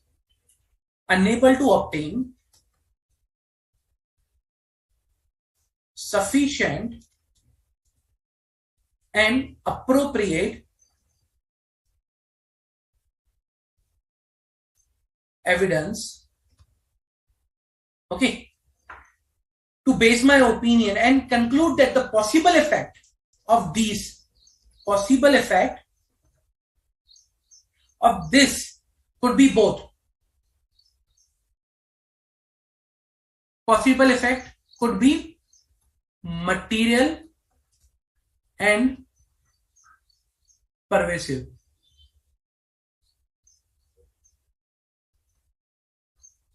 Okay. Now, there is a term that we are using, pervasive. Now, what do you mean by that? Okay. When I say pervasive, means that the possible effects of a particular uncorrected misstatement or a possible effect of a misstatement on the financial statement as a whole. Okay. If you can say undetected or uncorrected, it can change, or it can change the auditor opinion basically. So for example, the impact of that particular misstatement is not confined to particular one account. It can be to multiple accounts. Let's say, for example, if I signed a issue in purchase, I can say it's not only related to the purchase, but it will go to the accounts payable, inventory. So the impact of that particular misstatement is not confined to a particular specific element of account, but it could be to the more accounts, related to the more accounts, or it is related to a substantial portion of a financial statement, or it is related to the substantial disclosures which are fundamental to the user understanding of a financial statement. Okay. Now, so when I use the term pervasive, okay, I say that there are misstatements that are undetected, or I'm unable to obtain the evidence, sufficient and appropriate audit evidence to conclude that the misstatement is limited to the one financial area. It is, I'm not able to say that it is limited to one financial area. It is can be more financial areas. It is related to the more financial statement, or like more area of financial statement, a substantial portion of a financial statement, or you can say it is related to the critical disclosures in a financial statement. Then it will become pervasive. So just to write it down and summarize,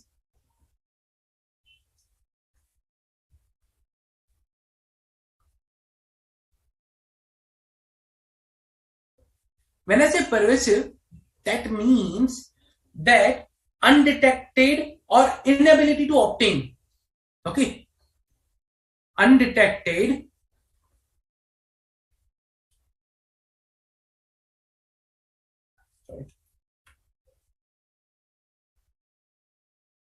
or inability to obtain, undetected or inability to obtain sufficient and appropriate audit evidence. Okay, leading to, if I'm not able to detect, okay, sufficient like misstatement, or inability to detect misstatement or obtain a sufficient and appropriate audit evidence, leading to believe that misstatement is either not confined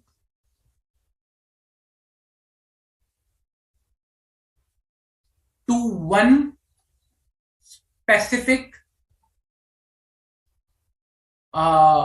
element or account.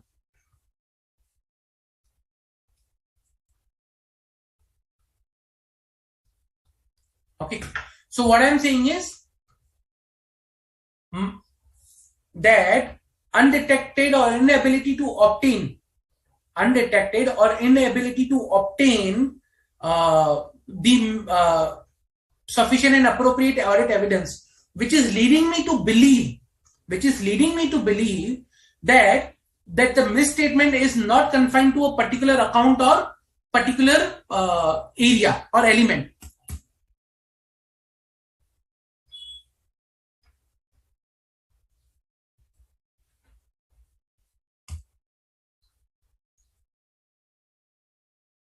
I'll highlight over here. The important point is that is leading me to believe that misstatement not confined to one account. Second, leading me to believe that if so confined, means if it is restricted to one account, but it represents a substantial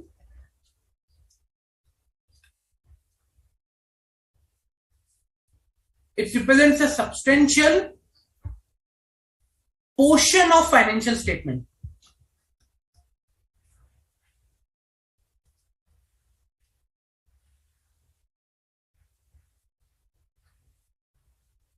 Means it is leading me to believe that the misstatement represents a substantial portion of financial statement, or the misstatement is representing, okay, or is in relation to disclosure that is fundamental or are fundamental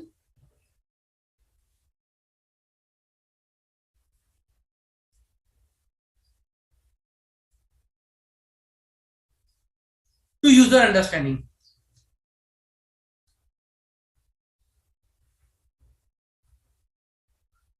Means when I can say three things, that the misstatement either is related to the substantial portion of the financial statement, is related to the disclosure that is fundamental to the financial user understanding of the financial statement, or it is not confined but it is related to many accounts, then that misstatement can be pervasive or will have a pervasive effect.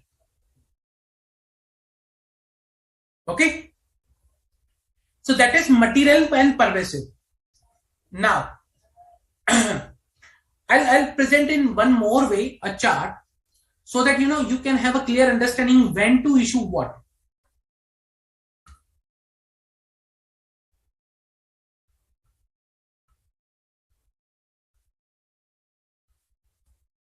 Okay. Results of testing. Now, after performing the testing, you can say two things. Either one, that obtained sufficient and appropriate audit evidence, or not obtained sufficient and appropriate audit evidence. After performing the testing, either you can say that you have obtained the sufficient and appropriate audit evidence, or you have not obtained the sufficient and appropriate audit evidence. Now, when you say, okay, I have obtained the sufficient and appropriate audit evidence, I say that, okay, the financial statement are free from, in all financial statement as a whole are free from material misstatement. Okay.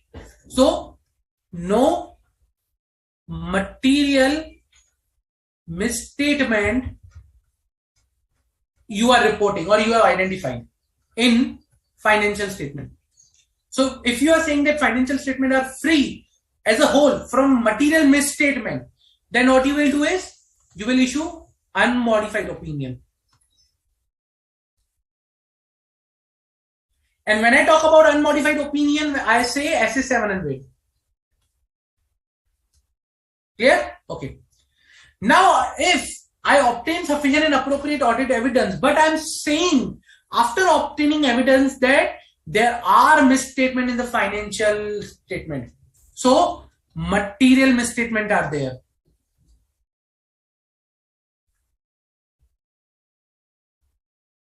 Let's say misstatement in financial statement. Misstatement in financial statement are present. Now, I need to understand the impact of these misstatement. The impact of misstatement can be material. Okay. And let's say, I'll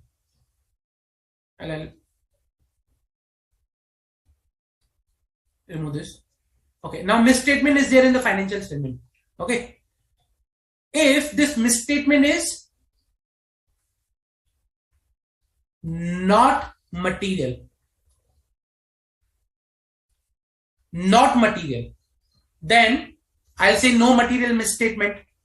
Okay. So it will go to unmodified opinion. But if this misstatement is material, then I need to check. Whether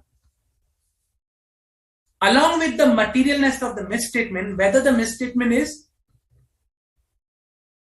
pervasive effect, whether the misstatement is having pervasive effect, or the misstatement is not having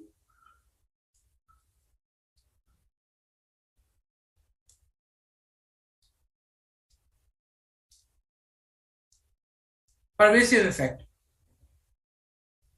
Okay. Now, if the misstatement in the financial statement is material and having pervasive effect, then it will become both material and pervasive, and it will directly lead me to give adverse opinion.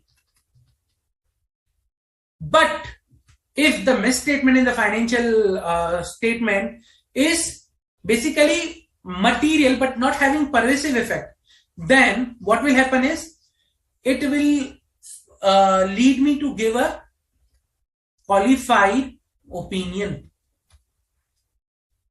Okay. Means the impact of the misstatement in the financial statement is material but not pervasive, then qualified. If it is material and pervasive both, adverse opinion. Okay. That was, I was able to obtain the evidence. Now I am not able to obtain the evidence. In case when I am not able to obtain the evidence, what I need to do is check the potential impact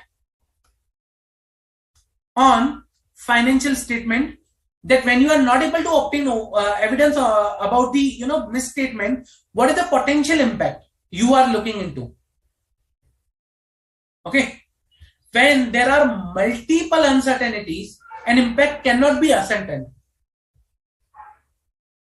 So I need to check the potential impact of those multiple uncertainties. Okay. Now, if I say the potential impact on the financial statement is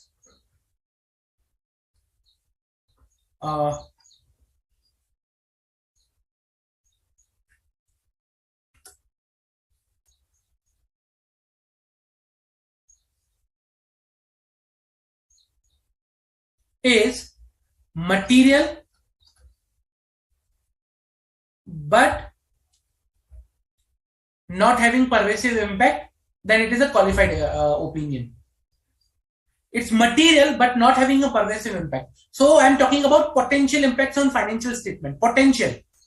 So I am saying that okay, it has a material impact but not a pervasive effect, but not having pervasive effect, then it will be a qualified opinion. However, if I say the impact is material and pervasive, or I say that multiple uncertainties are there,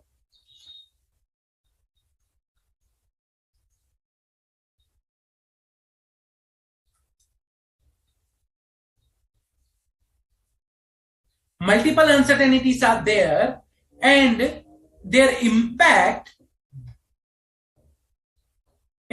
cannot be identified.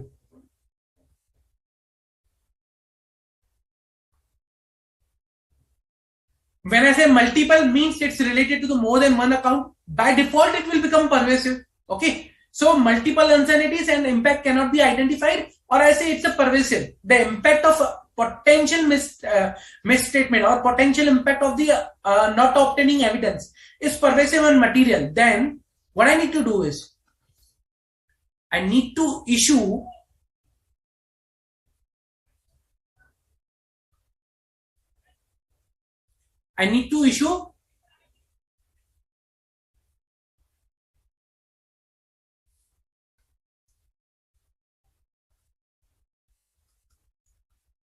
disclaimer of opinion. Okay. So it's depend upon what is the potential misstatement impact, and accordingly your basically opinion will fall.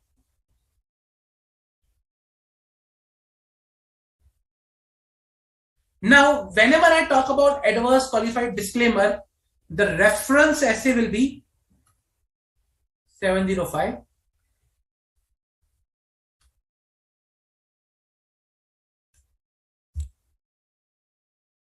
Clear? Or you can basically, I'll show you one table also which was given in the very, very good table to understand. So you can refer this table also to understand which opinion you need to issue. Nature of the matter giving rise to modification. Okay. If financial statement are materially misstated and material, but the impact is material, not pervasive, then qualified. Material and pervasive or adverse. Inability to obtain sufficient and appropriate audit evidence. Impact is material but not pervasive, qualified. Impact is material and pervasive, then disclaimer of opinion. So this way is also you can see like what opinion can be issued in which scenario.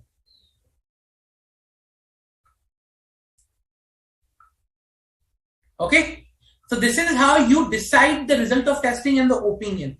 Now, when I talk about disclaimer of opinion, means I'm saying that impact or the potential impact of not obtaining sufficient and appropriate audit evidence is material and pervasive, or there are multiple uncertainties and impact cannot be identified.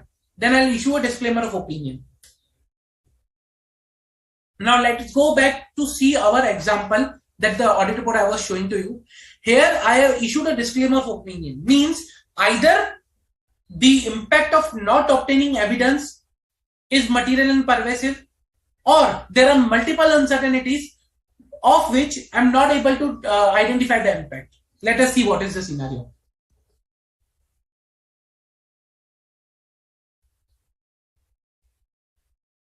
Okay.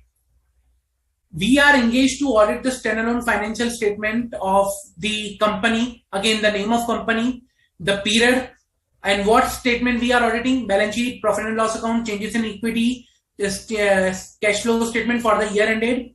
Okay. And the opinion, we do not express an opinion on the accompanying standalone financial statement of the company because of the significance of the matter described in the basis of disclaimer of opinion section of our report.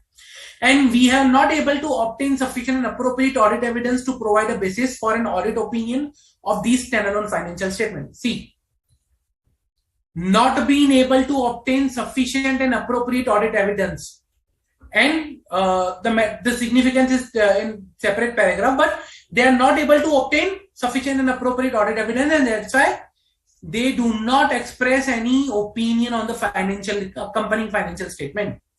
Disclaimer of opinion that I'm not issuing any opinion. Okay, now see, which are these matters? The Presider Joint Statutory Auditor had issued a disclaimer report based on the observation forming part of their audit report of financial year ended 31st March 2019. Very critical point.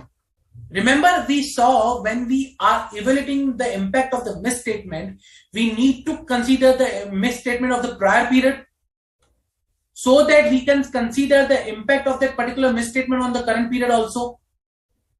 Remember that we discussed, okay, what was the impact of the misstatement of the prior period and what has been the impact in the current period, where we discussed this. Anyone can tell me, okay, where we discussed this, which standard it was, where we were discussing about the impact of the previous period misstatement.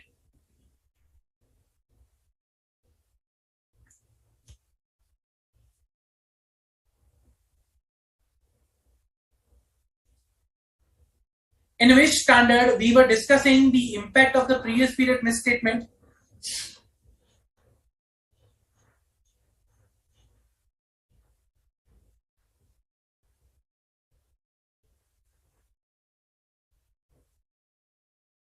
Anyone?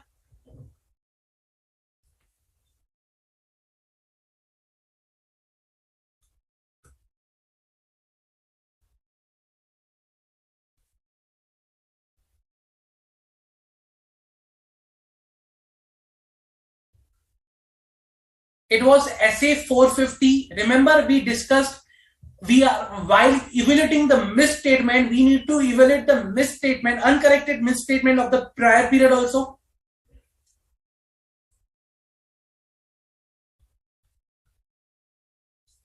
Let me show you. So when we were discussing about the misstatement, okay, also consider the effect of uncorrected misstatement on the prior period. Reason, because it may happen. Remember, we discussed about that in prior period. It might be what do you say, some depreciation related.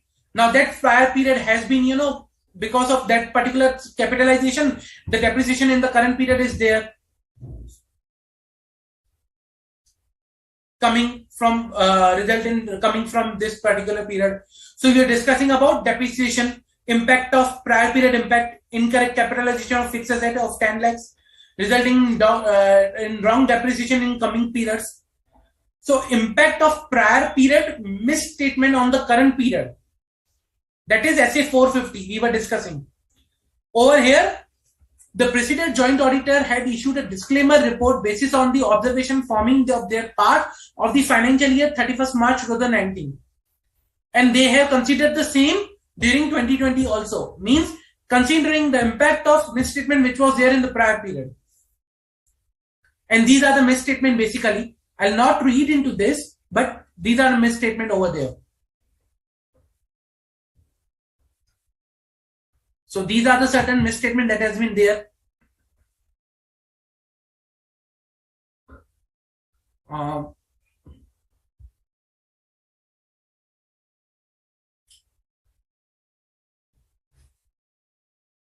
So if you read, you will see that, okay, they are not able to obtain, they are not able to obtain evidence, they are not able to obtain. Total 18 points they have mentioned, means multiple uncertainties we are talking about. Remember, in right now we discussed that, okay, when there is a multiple uncertainty, an impact cannot be identified. In that case, I will issue a disclaimer of opinion. This is the scenario. See, multiple uncertainties are there. I'm not able to obtain the effect. I'll show you. If you see, I'll show you some of the closing wordings so that you will be able to understand.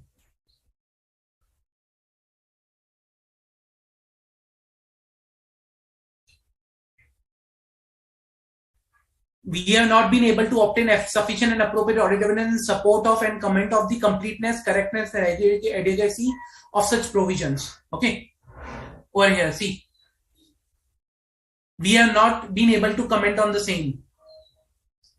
We have not been able to comment on the same upon the position taken by the management. We have not been able to obtain sufficient and appropriate audit evidence in support of comment of the completeness, correctness, adequacy, and inadequacy of such provisions. Then we have not been able to obtain sufficient and appropriate audit evidence to support the values of the loans. If you see over here,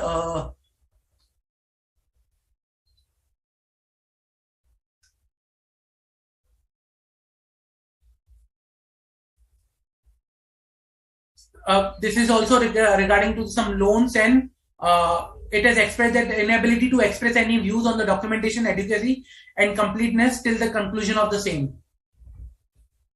If you see everywhere, the wordings they provide that they were not able to obtain sufficient and appropriate audit evidence for the multiple uncertainties. They are not able to comment.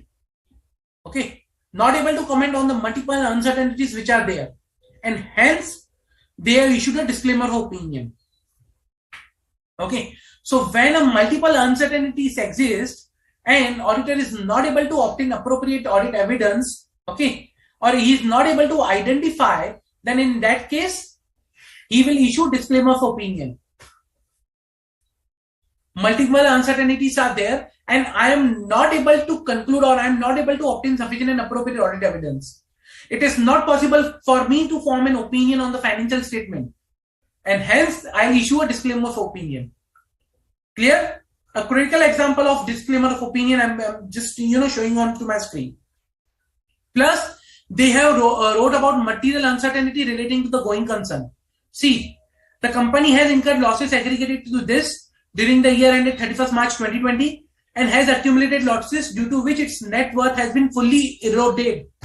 However, these financial statements are drawn on the going concern basis under the ongoing corporate insolvency resolution process, the outcome of which cannot be presented ascertained during these, including matter also listed herein. Therefore, company's ability to remain as a going concern depends upon the outcome of CIRP. So they are talking about material uncertainty, which is casting significant doubts on the company's ability to continue as a going concern. Okay, so this is how I report when there are multiple uncertainties.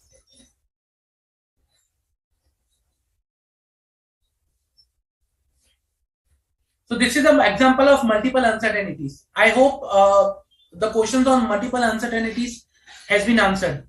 What are multiple uncertainties I am referring about? Impact on financial statement. Let's say, for example, you can assess, you cannot assess. That depends upon what is the impact of misstatement, basically. Now there is one question: can auditor resign instead of disclaimer of opinion? There is a provisions now on the auditor's resignation in case of the in case of companies, listed companies. Now when it is not possible for auditor to resign, at that point in time it's better to issue a disclaimer of opinion.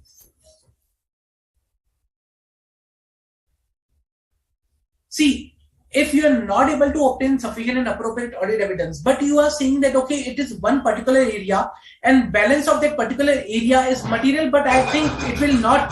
Let's say for example that whole trade receivable. Okay, I'll give you one example.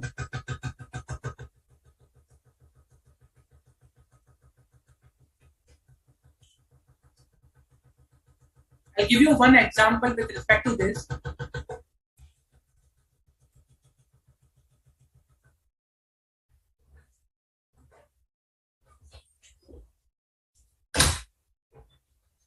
Okay, let's say trade receivables. Sorry.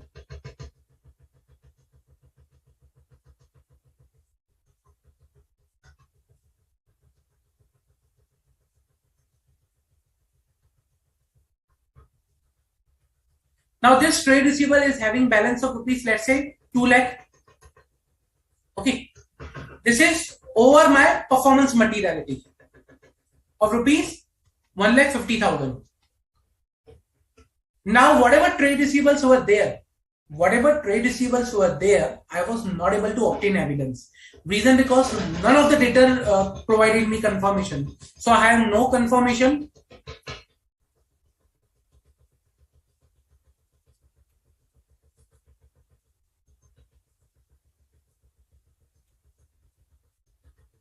Plus, there is no subsequent payments, subsequent receipts.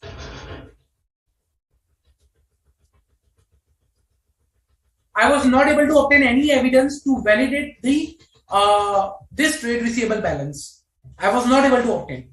Now, this trade receivable balance is material because it is crossing my performance materiality limit. Whether this trade receivable balance, if I conclude this is misstated, if I conclude this balance misstated, then will this have a pervasive effect? So I need to see three things. One, multiple accounts, impact on multiple accounts. Whether this trade receivable balance is having impact on multiple accounts. In the current case, let's say I conclude sales are fine, only trade receivable is impacted, so no multiple accounts. Whether this is a substantial portion,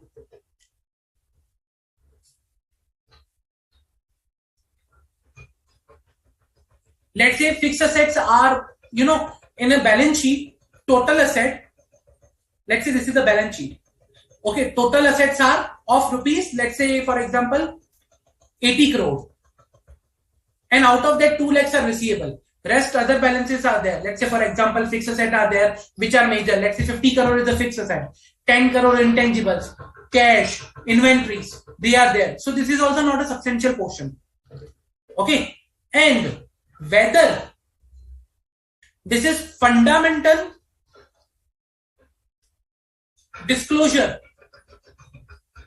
Okay, whether this is the fundamental disclosure, answer I say no. Reason because this is only one line item or trade receivable. This is not a fundamental disclosure. Hence, I can say the impact is material but not pervasive, and hence I'll issue a qualified opinion. Clear?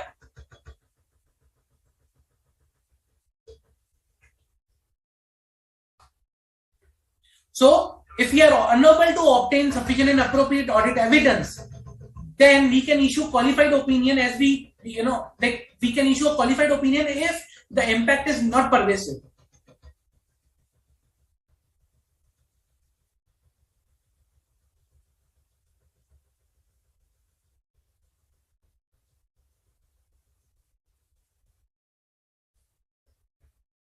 Namita, can you rephrase your query of CIRP just to understand what you want to understand in going concern and CIRP 1?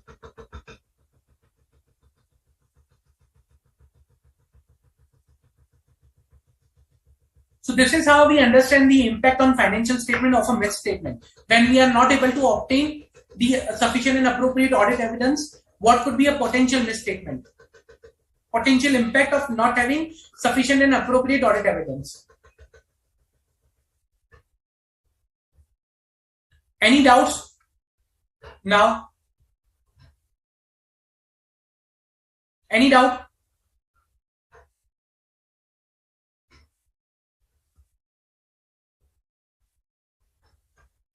Very important. This chart is very important to understand. Reason because on the basis of this only, you will issue your opinion. Like how to issue an opinion, what opinion is required to be issued.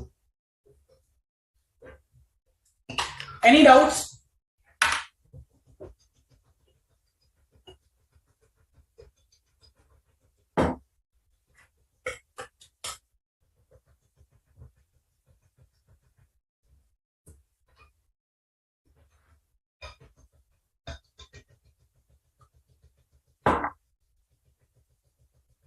So here I explained the modified opinions, 3 types of modified opinion. When to issue which opinion, like qualified, material but not pervasive, adverse, material and pervasive, disclaimer of opinion, when we are not able to obtain sufficient and appropriate audit evidence, and possible effect could be material and pervasive. So this 3 type of opinions I covered in a chart where I provided you, okay, what could be the result of testing and what could be your impact.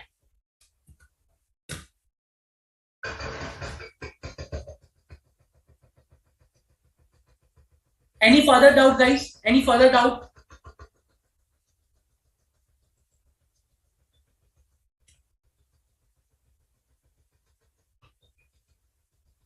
Any further doubts?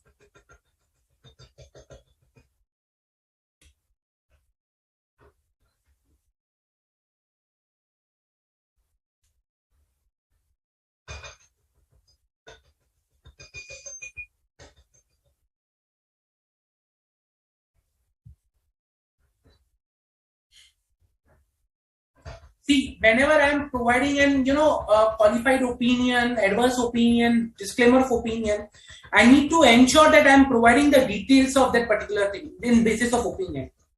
Let us see the particular requirements of standard now. The scope and objective. Auditor's responsibility when auditor concludes that a modification to the auditor opinion on financial statement is necessary.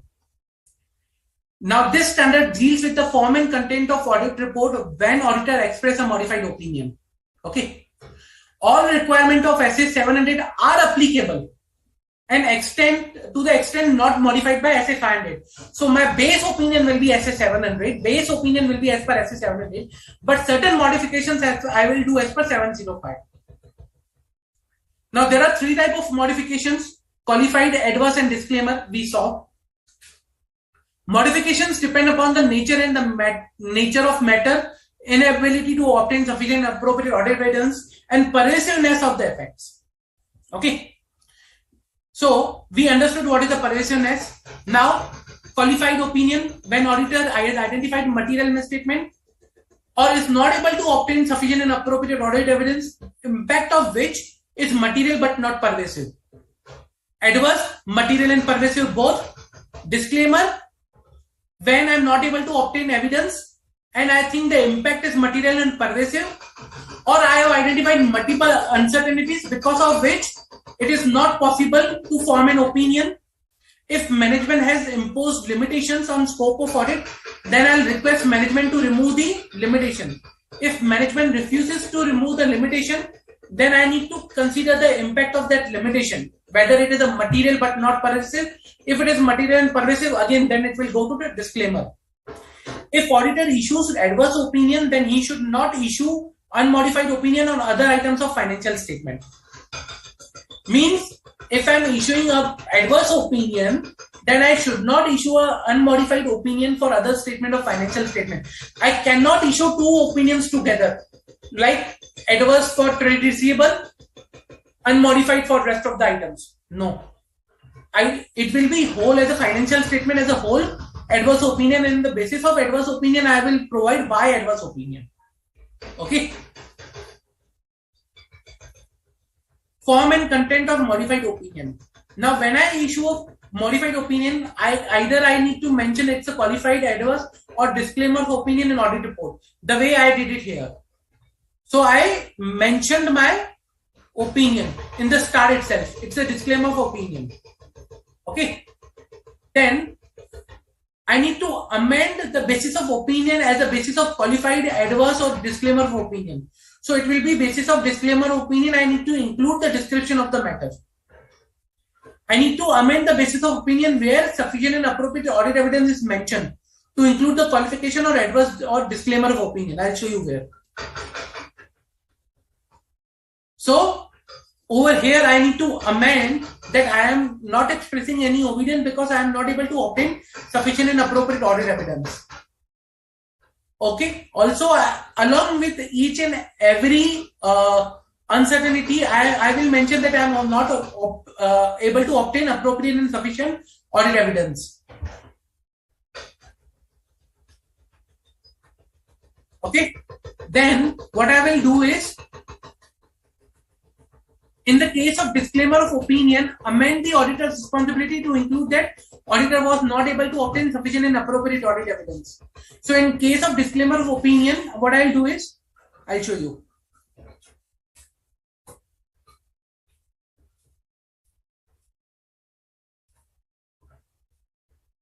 Auditor's responsibility. Now here, I will mention that it was my responsibility to obtain sufficient appropriate audit evidence. However, because of the matter described in the basis of the disclaimer of opinion section of our report, we were not able to obtain sufficient and appropriate audit evidence to prove a basis for an audit opinion on these standalone financial statement. Earlier, in the earlier example, if you see in SS 7 and 8, what we did is, I'll show you. In SS 7 and 8, if I go back and show you my auditor's responsibility, here, auditor's responsibility. Here, what was our responsibility? Our responsibility to obtain reasonable assurance, whether free from material misstatement, to issue auditor's report that include our opinion. Okay. And our conclusion are based on the audit evidence obtained up to the date of our audit report. So we were mentioning that we have obtained the audit evidence up to the date of audit report, and our conclusion is based on that. So we were mentioning this particular point in auditor's responsibility. Now we are not able to obtain sufficient and appropriate audit evidence. Okay, in disclaimer of opinion, and hence we will re-amend or reword our auditor's responsibility. We'll make them. We will ensure that it is appropriately reflected that we are not able to obtain any appropriate audit evidence, so that to base our opinion on these standalone financial statement.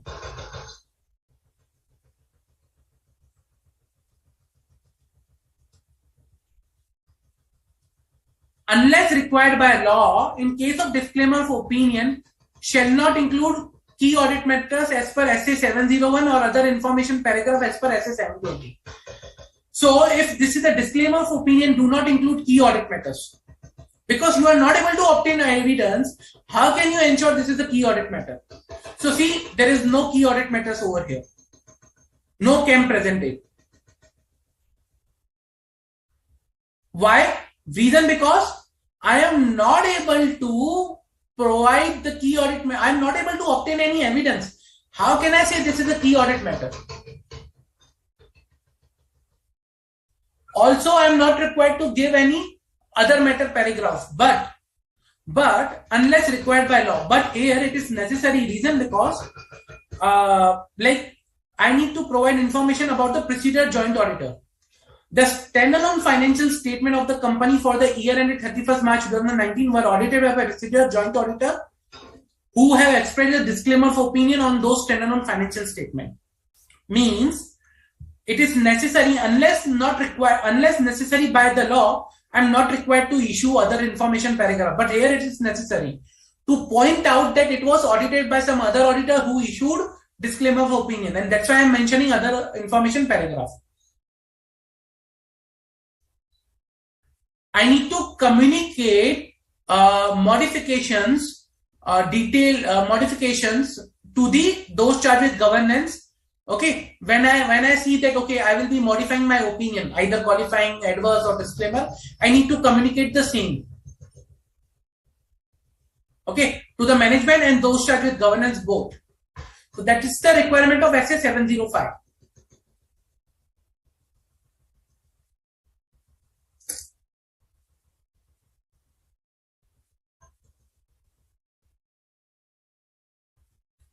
Okay.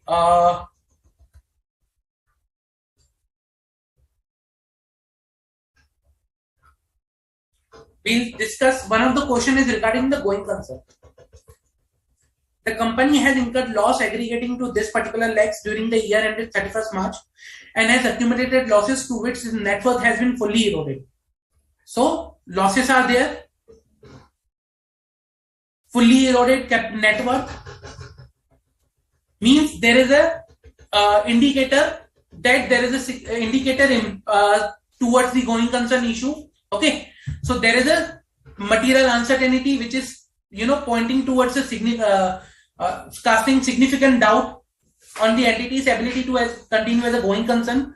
Plus, statement are drawn financial standalone financial statement are drawn on going concern basis under the ongoing corporate insolvency resolution process, the outcome of which cannot be presently uncertain.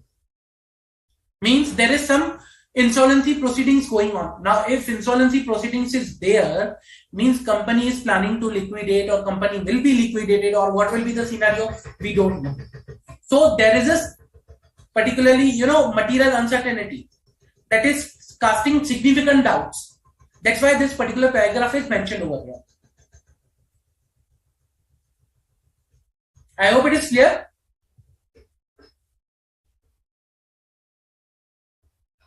So here it is pointing that there is a material uncertainty and significant doubt. Whether it is required to be, presented on the basis of going concern or not, they are not able to ascertain. Because the outcome is, if you see over here,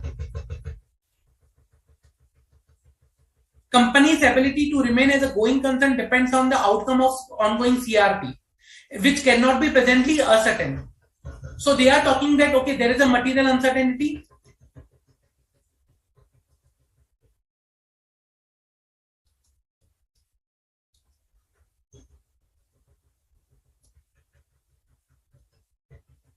Which is, pointing towards, significant doubts of entity's ability to continue as a going concern.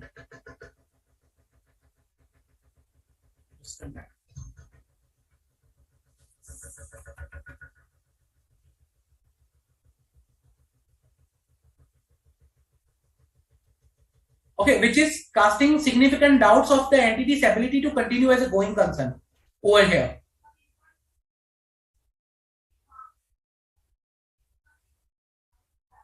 So that's why it is said that, okay,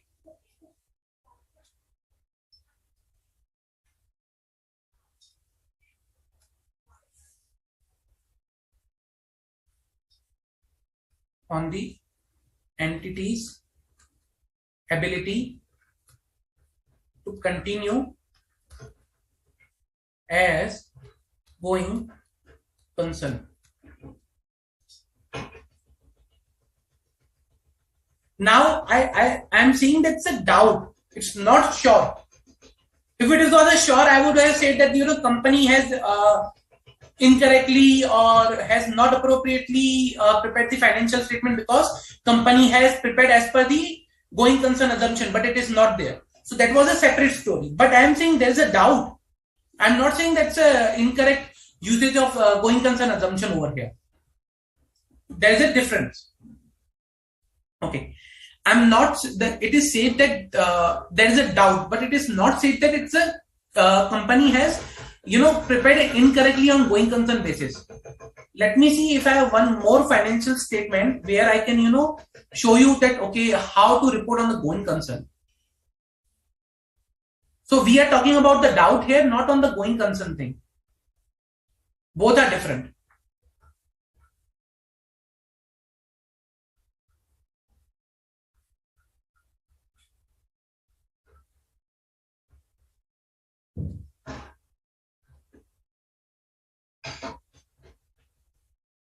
See, I'll show you one more financial statement. Wait.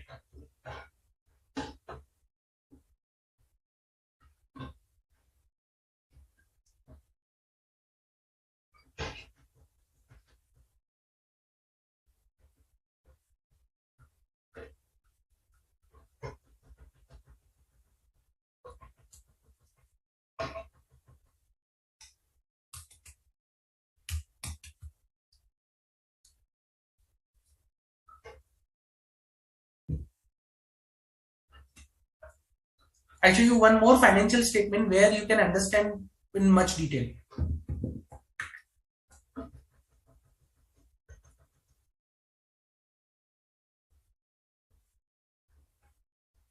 Now, this is a material uncertainty related to the going concern. Okay. It is said that whatever things are there, okay, draw attention to the note, has incurred losses during the current as well as previous years. Okay. Then plant remaining unoperational since January. Process of provision of insolvency and bankruptcy code indicated material uncertainty exists.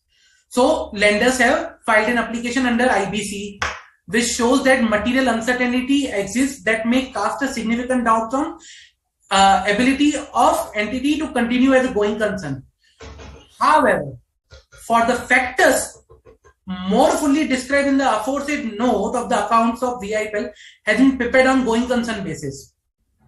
Okay, so they are saying they have prepared on the going concern basis, although they have a significant doubt. Why? See, the auditors of some subsidiaries, associates have highlighted a matter relating to the going concern under key audit matters, material uncertainty relating to the going concern and emphasis on matter paragraph. There are material uncertainties which could impact the group's ability to continue as a going concern. However, the group is confident of meeting its obligation in the normal course of its business, and accordingly, the consolidated financial statement of the group have been prepared on going concern basis. Our opinion is not modified in respect of the above matters. Although there are issues, although there are problems, which is casting doubts, which are saying there are doubts, but still there are other things also which the group believes or the entity believes, okay, they can continue as a going concern.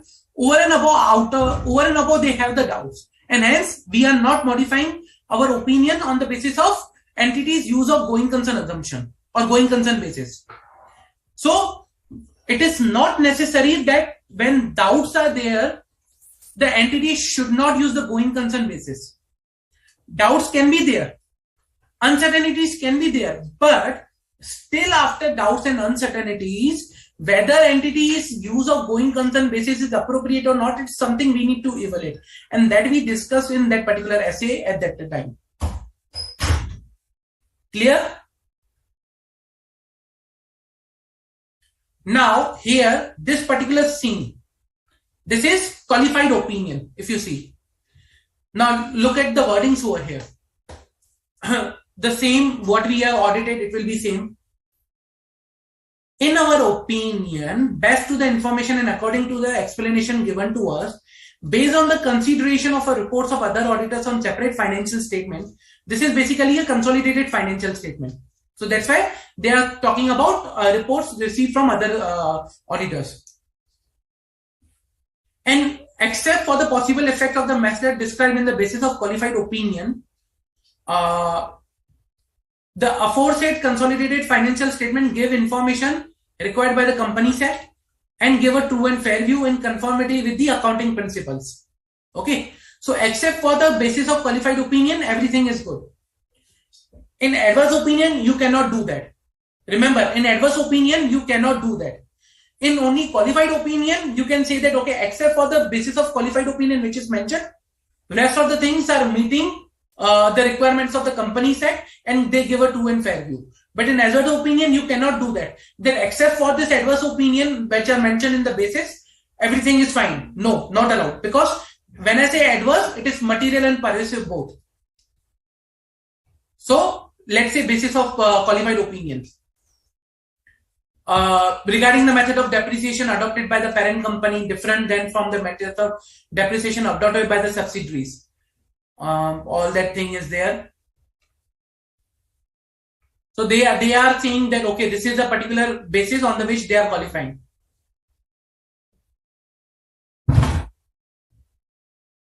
And accordingly, they have provided okay that why they have qualified the opinion. Okay, because the method of depreciation is different and departure of accounting, so it's there. There's a different depreciation of method, which is not changed while preparing the consolidated financial statement. Simple. So that's why they have qualified their opinion.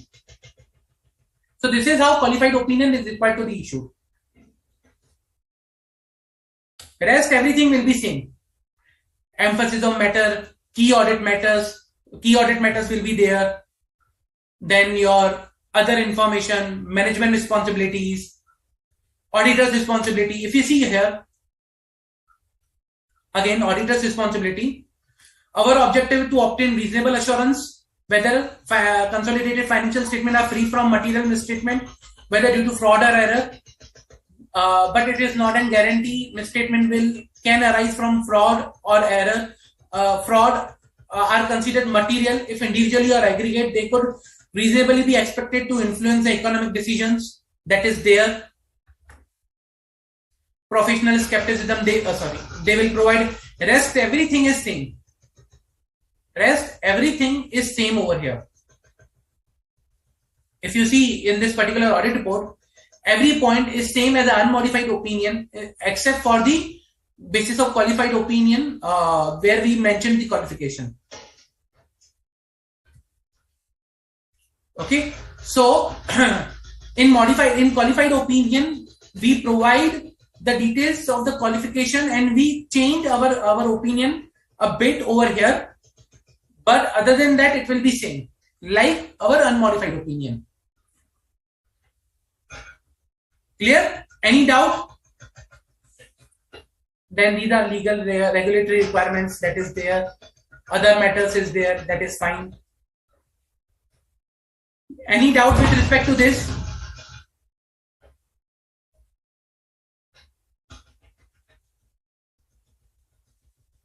Any doubt?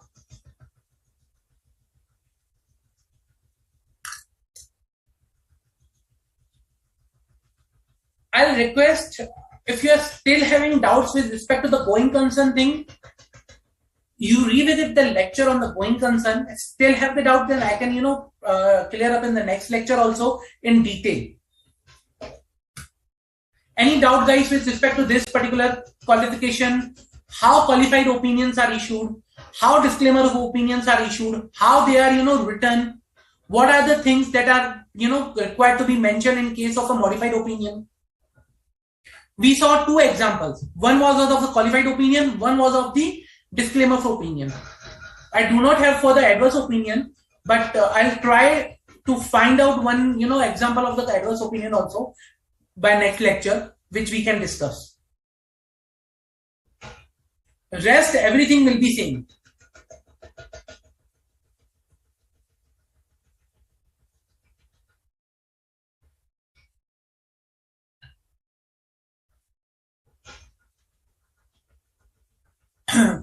Yes, EOM para can be there with the qualified opinion.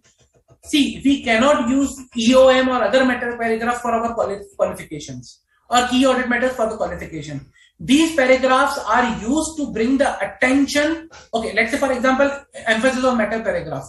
It is to draw attention of the users to a particular note which is there in the financial statement. We draw attention to the note this. We draw attention to the note this, but our opinion is not modified in these matters.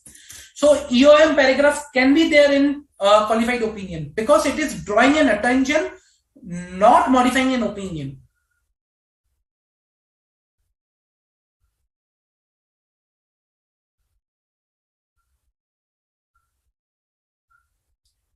See, CRIP, we don't know what could be the outcome. What if the outcome of the CIRP is something that we need to liquidate the company?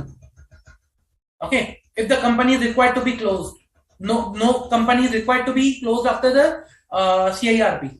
So we do not know the impact of the outcome of the CIRP, and that's why they are saying that okay, going concern is not not depend, like we are not aware about the outcome of the CRLP. The outcome can impact the going concern. Let's say, for example, if the company is required to be liquidated. So it depends upon the outcome.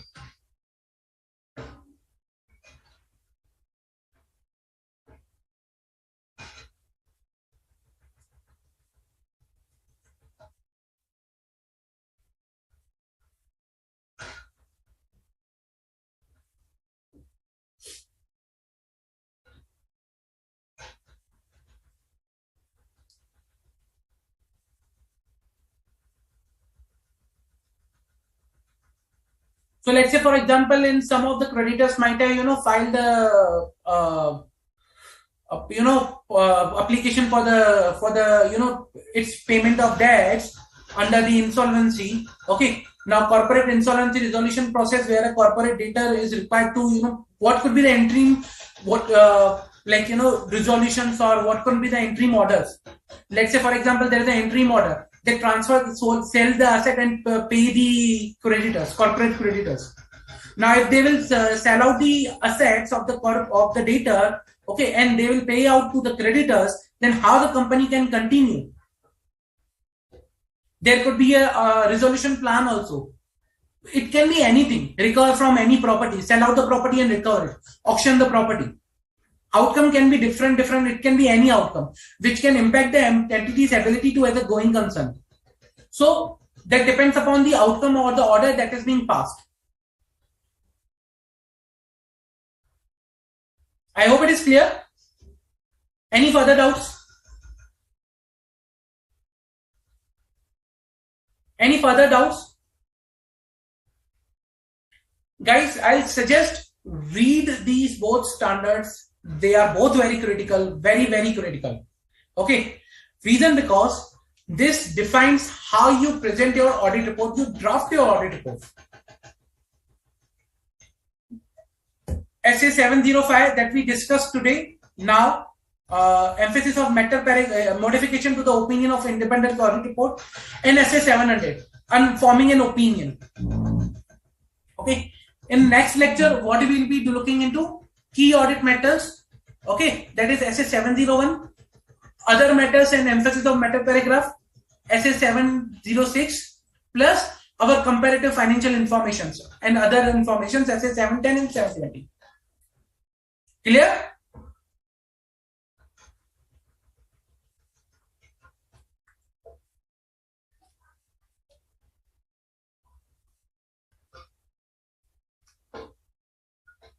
Yes, Jay.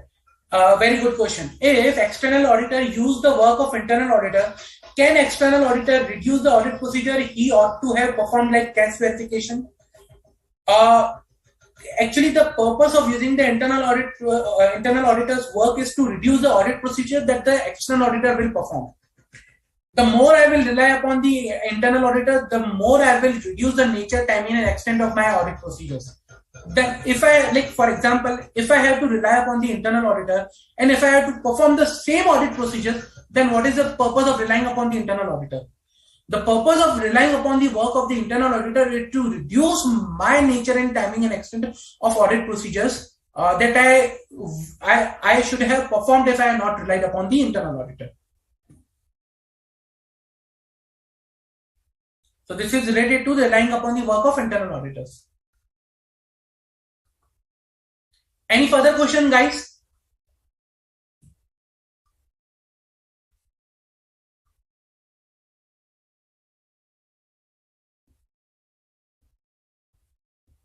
Organizational status. Let me go back to that particular standard then. Okay.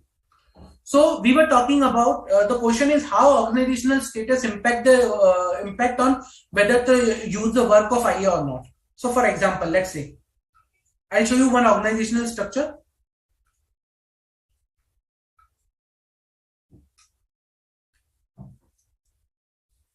This is, let's say, board of directors. Okay. Now there are various CEO, CFO, Chief Operating Officer, Chief Sales Officer. Chief Marketing Officer, and other CXOs. Okay. Now, under them, there is a internal audit team.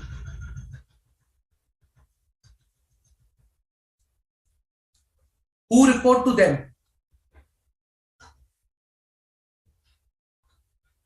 Now, as per the organizational structure, whatever issues they identify is first reported to them. And this I consider as a management. BOD I consider as those charged with governance. So they cannot directly reach out to BOD. They have to go to the management first. They have to provide the issues that they identified during their internal audit. So issues they identify first, they need to report to management, and then management will report to those charged with governance. They do not have a direct access to those charged with governance because they are their organizational structure. Now, whatever scope is there is also decided by the management, let's say. Scope, audit procedures, okay. So they are under the direct influence of the management.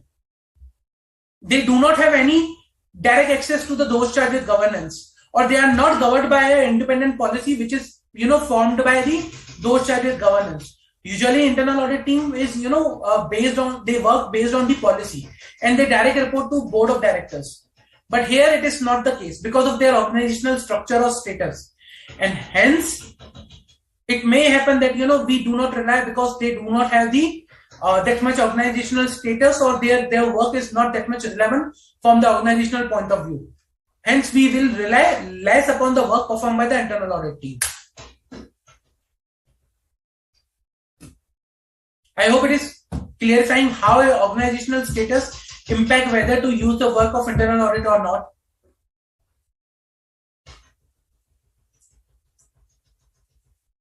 I'll quickly touch upon the regulatory requirements that were there.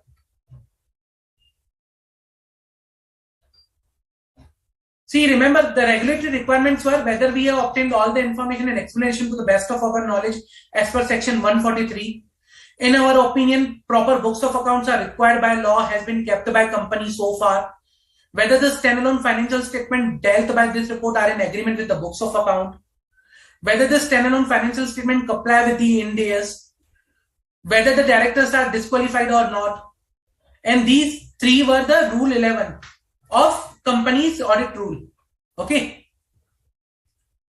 Rule 11, that's something we discussed. I'll show you.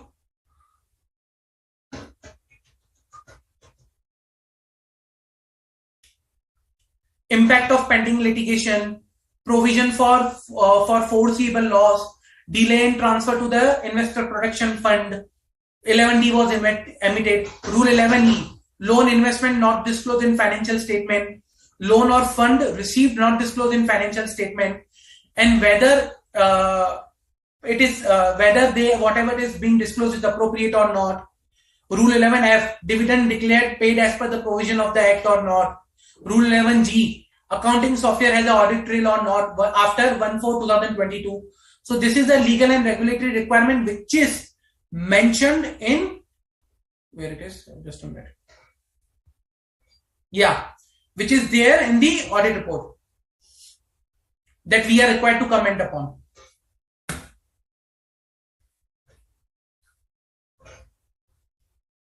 I hope it is clear. Any further doubt, guys?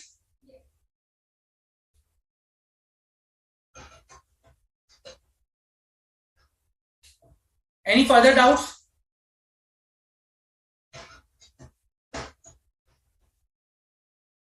Okay. So if no further doubts, guys, then we can conclude over here. I will be taking up the questions of essay 705 in next lecture. Plus, I will be covering essay 701, 706, essay 710 and 720. Okay. So be ready, be prepared with those essays also.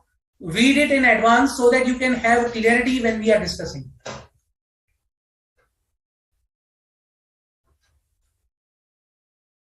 Okay. So thank you guys. See you in the next lecture. Have a nice day ahead.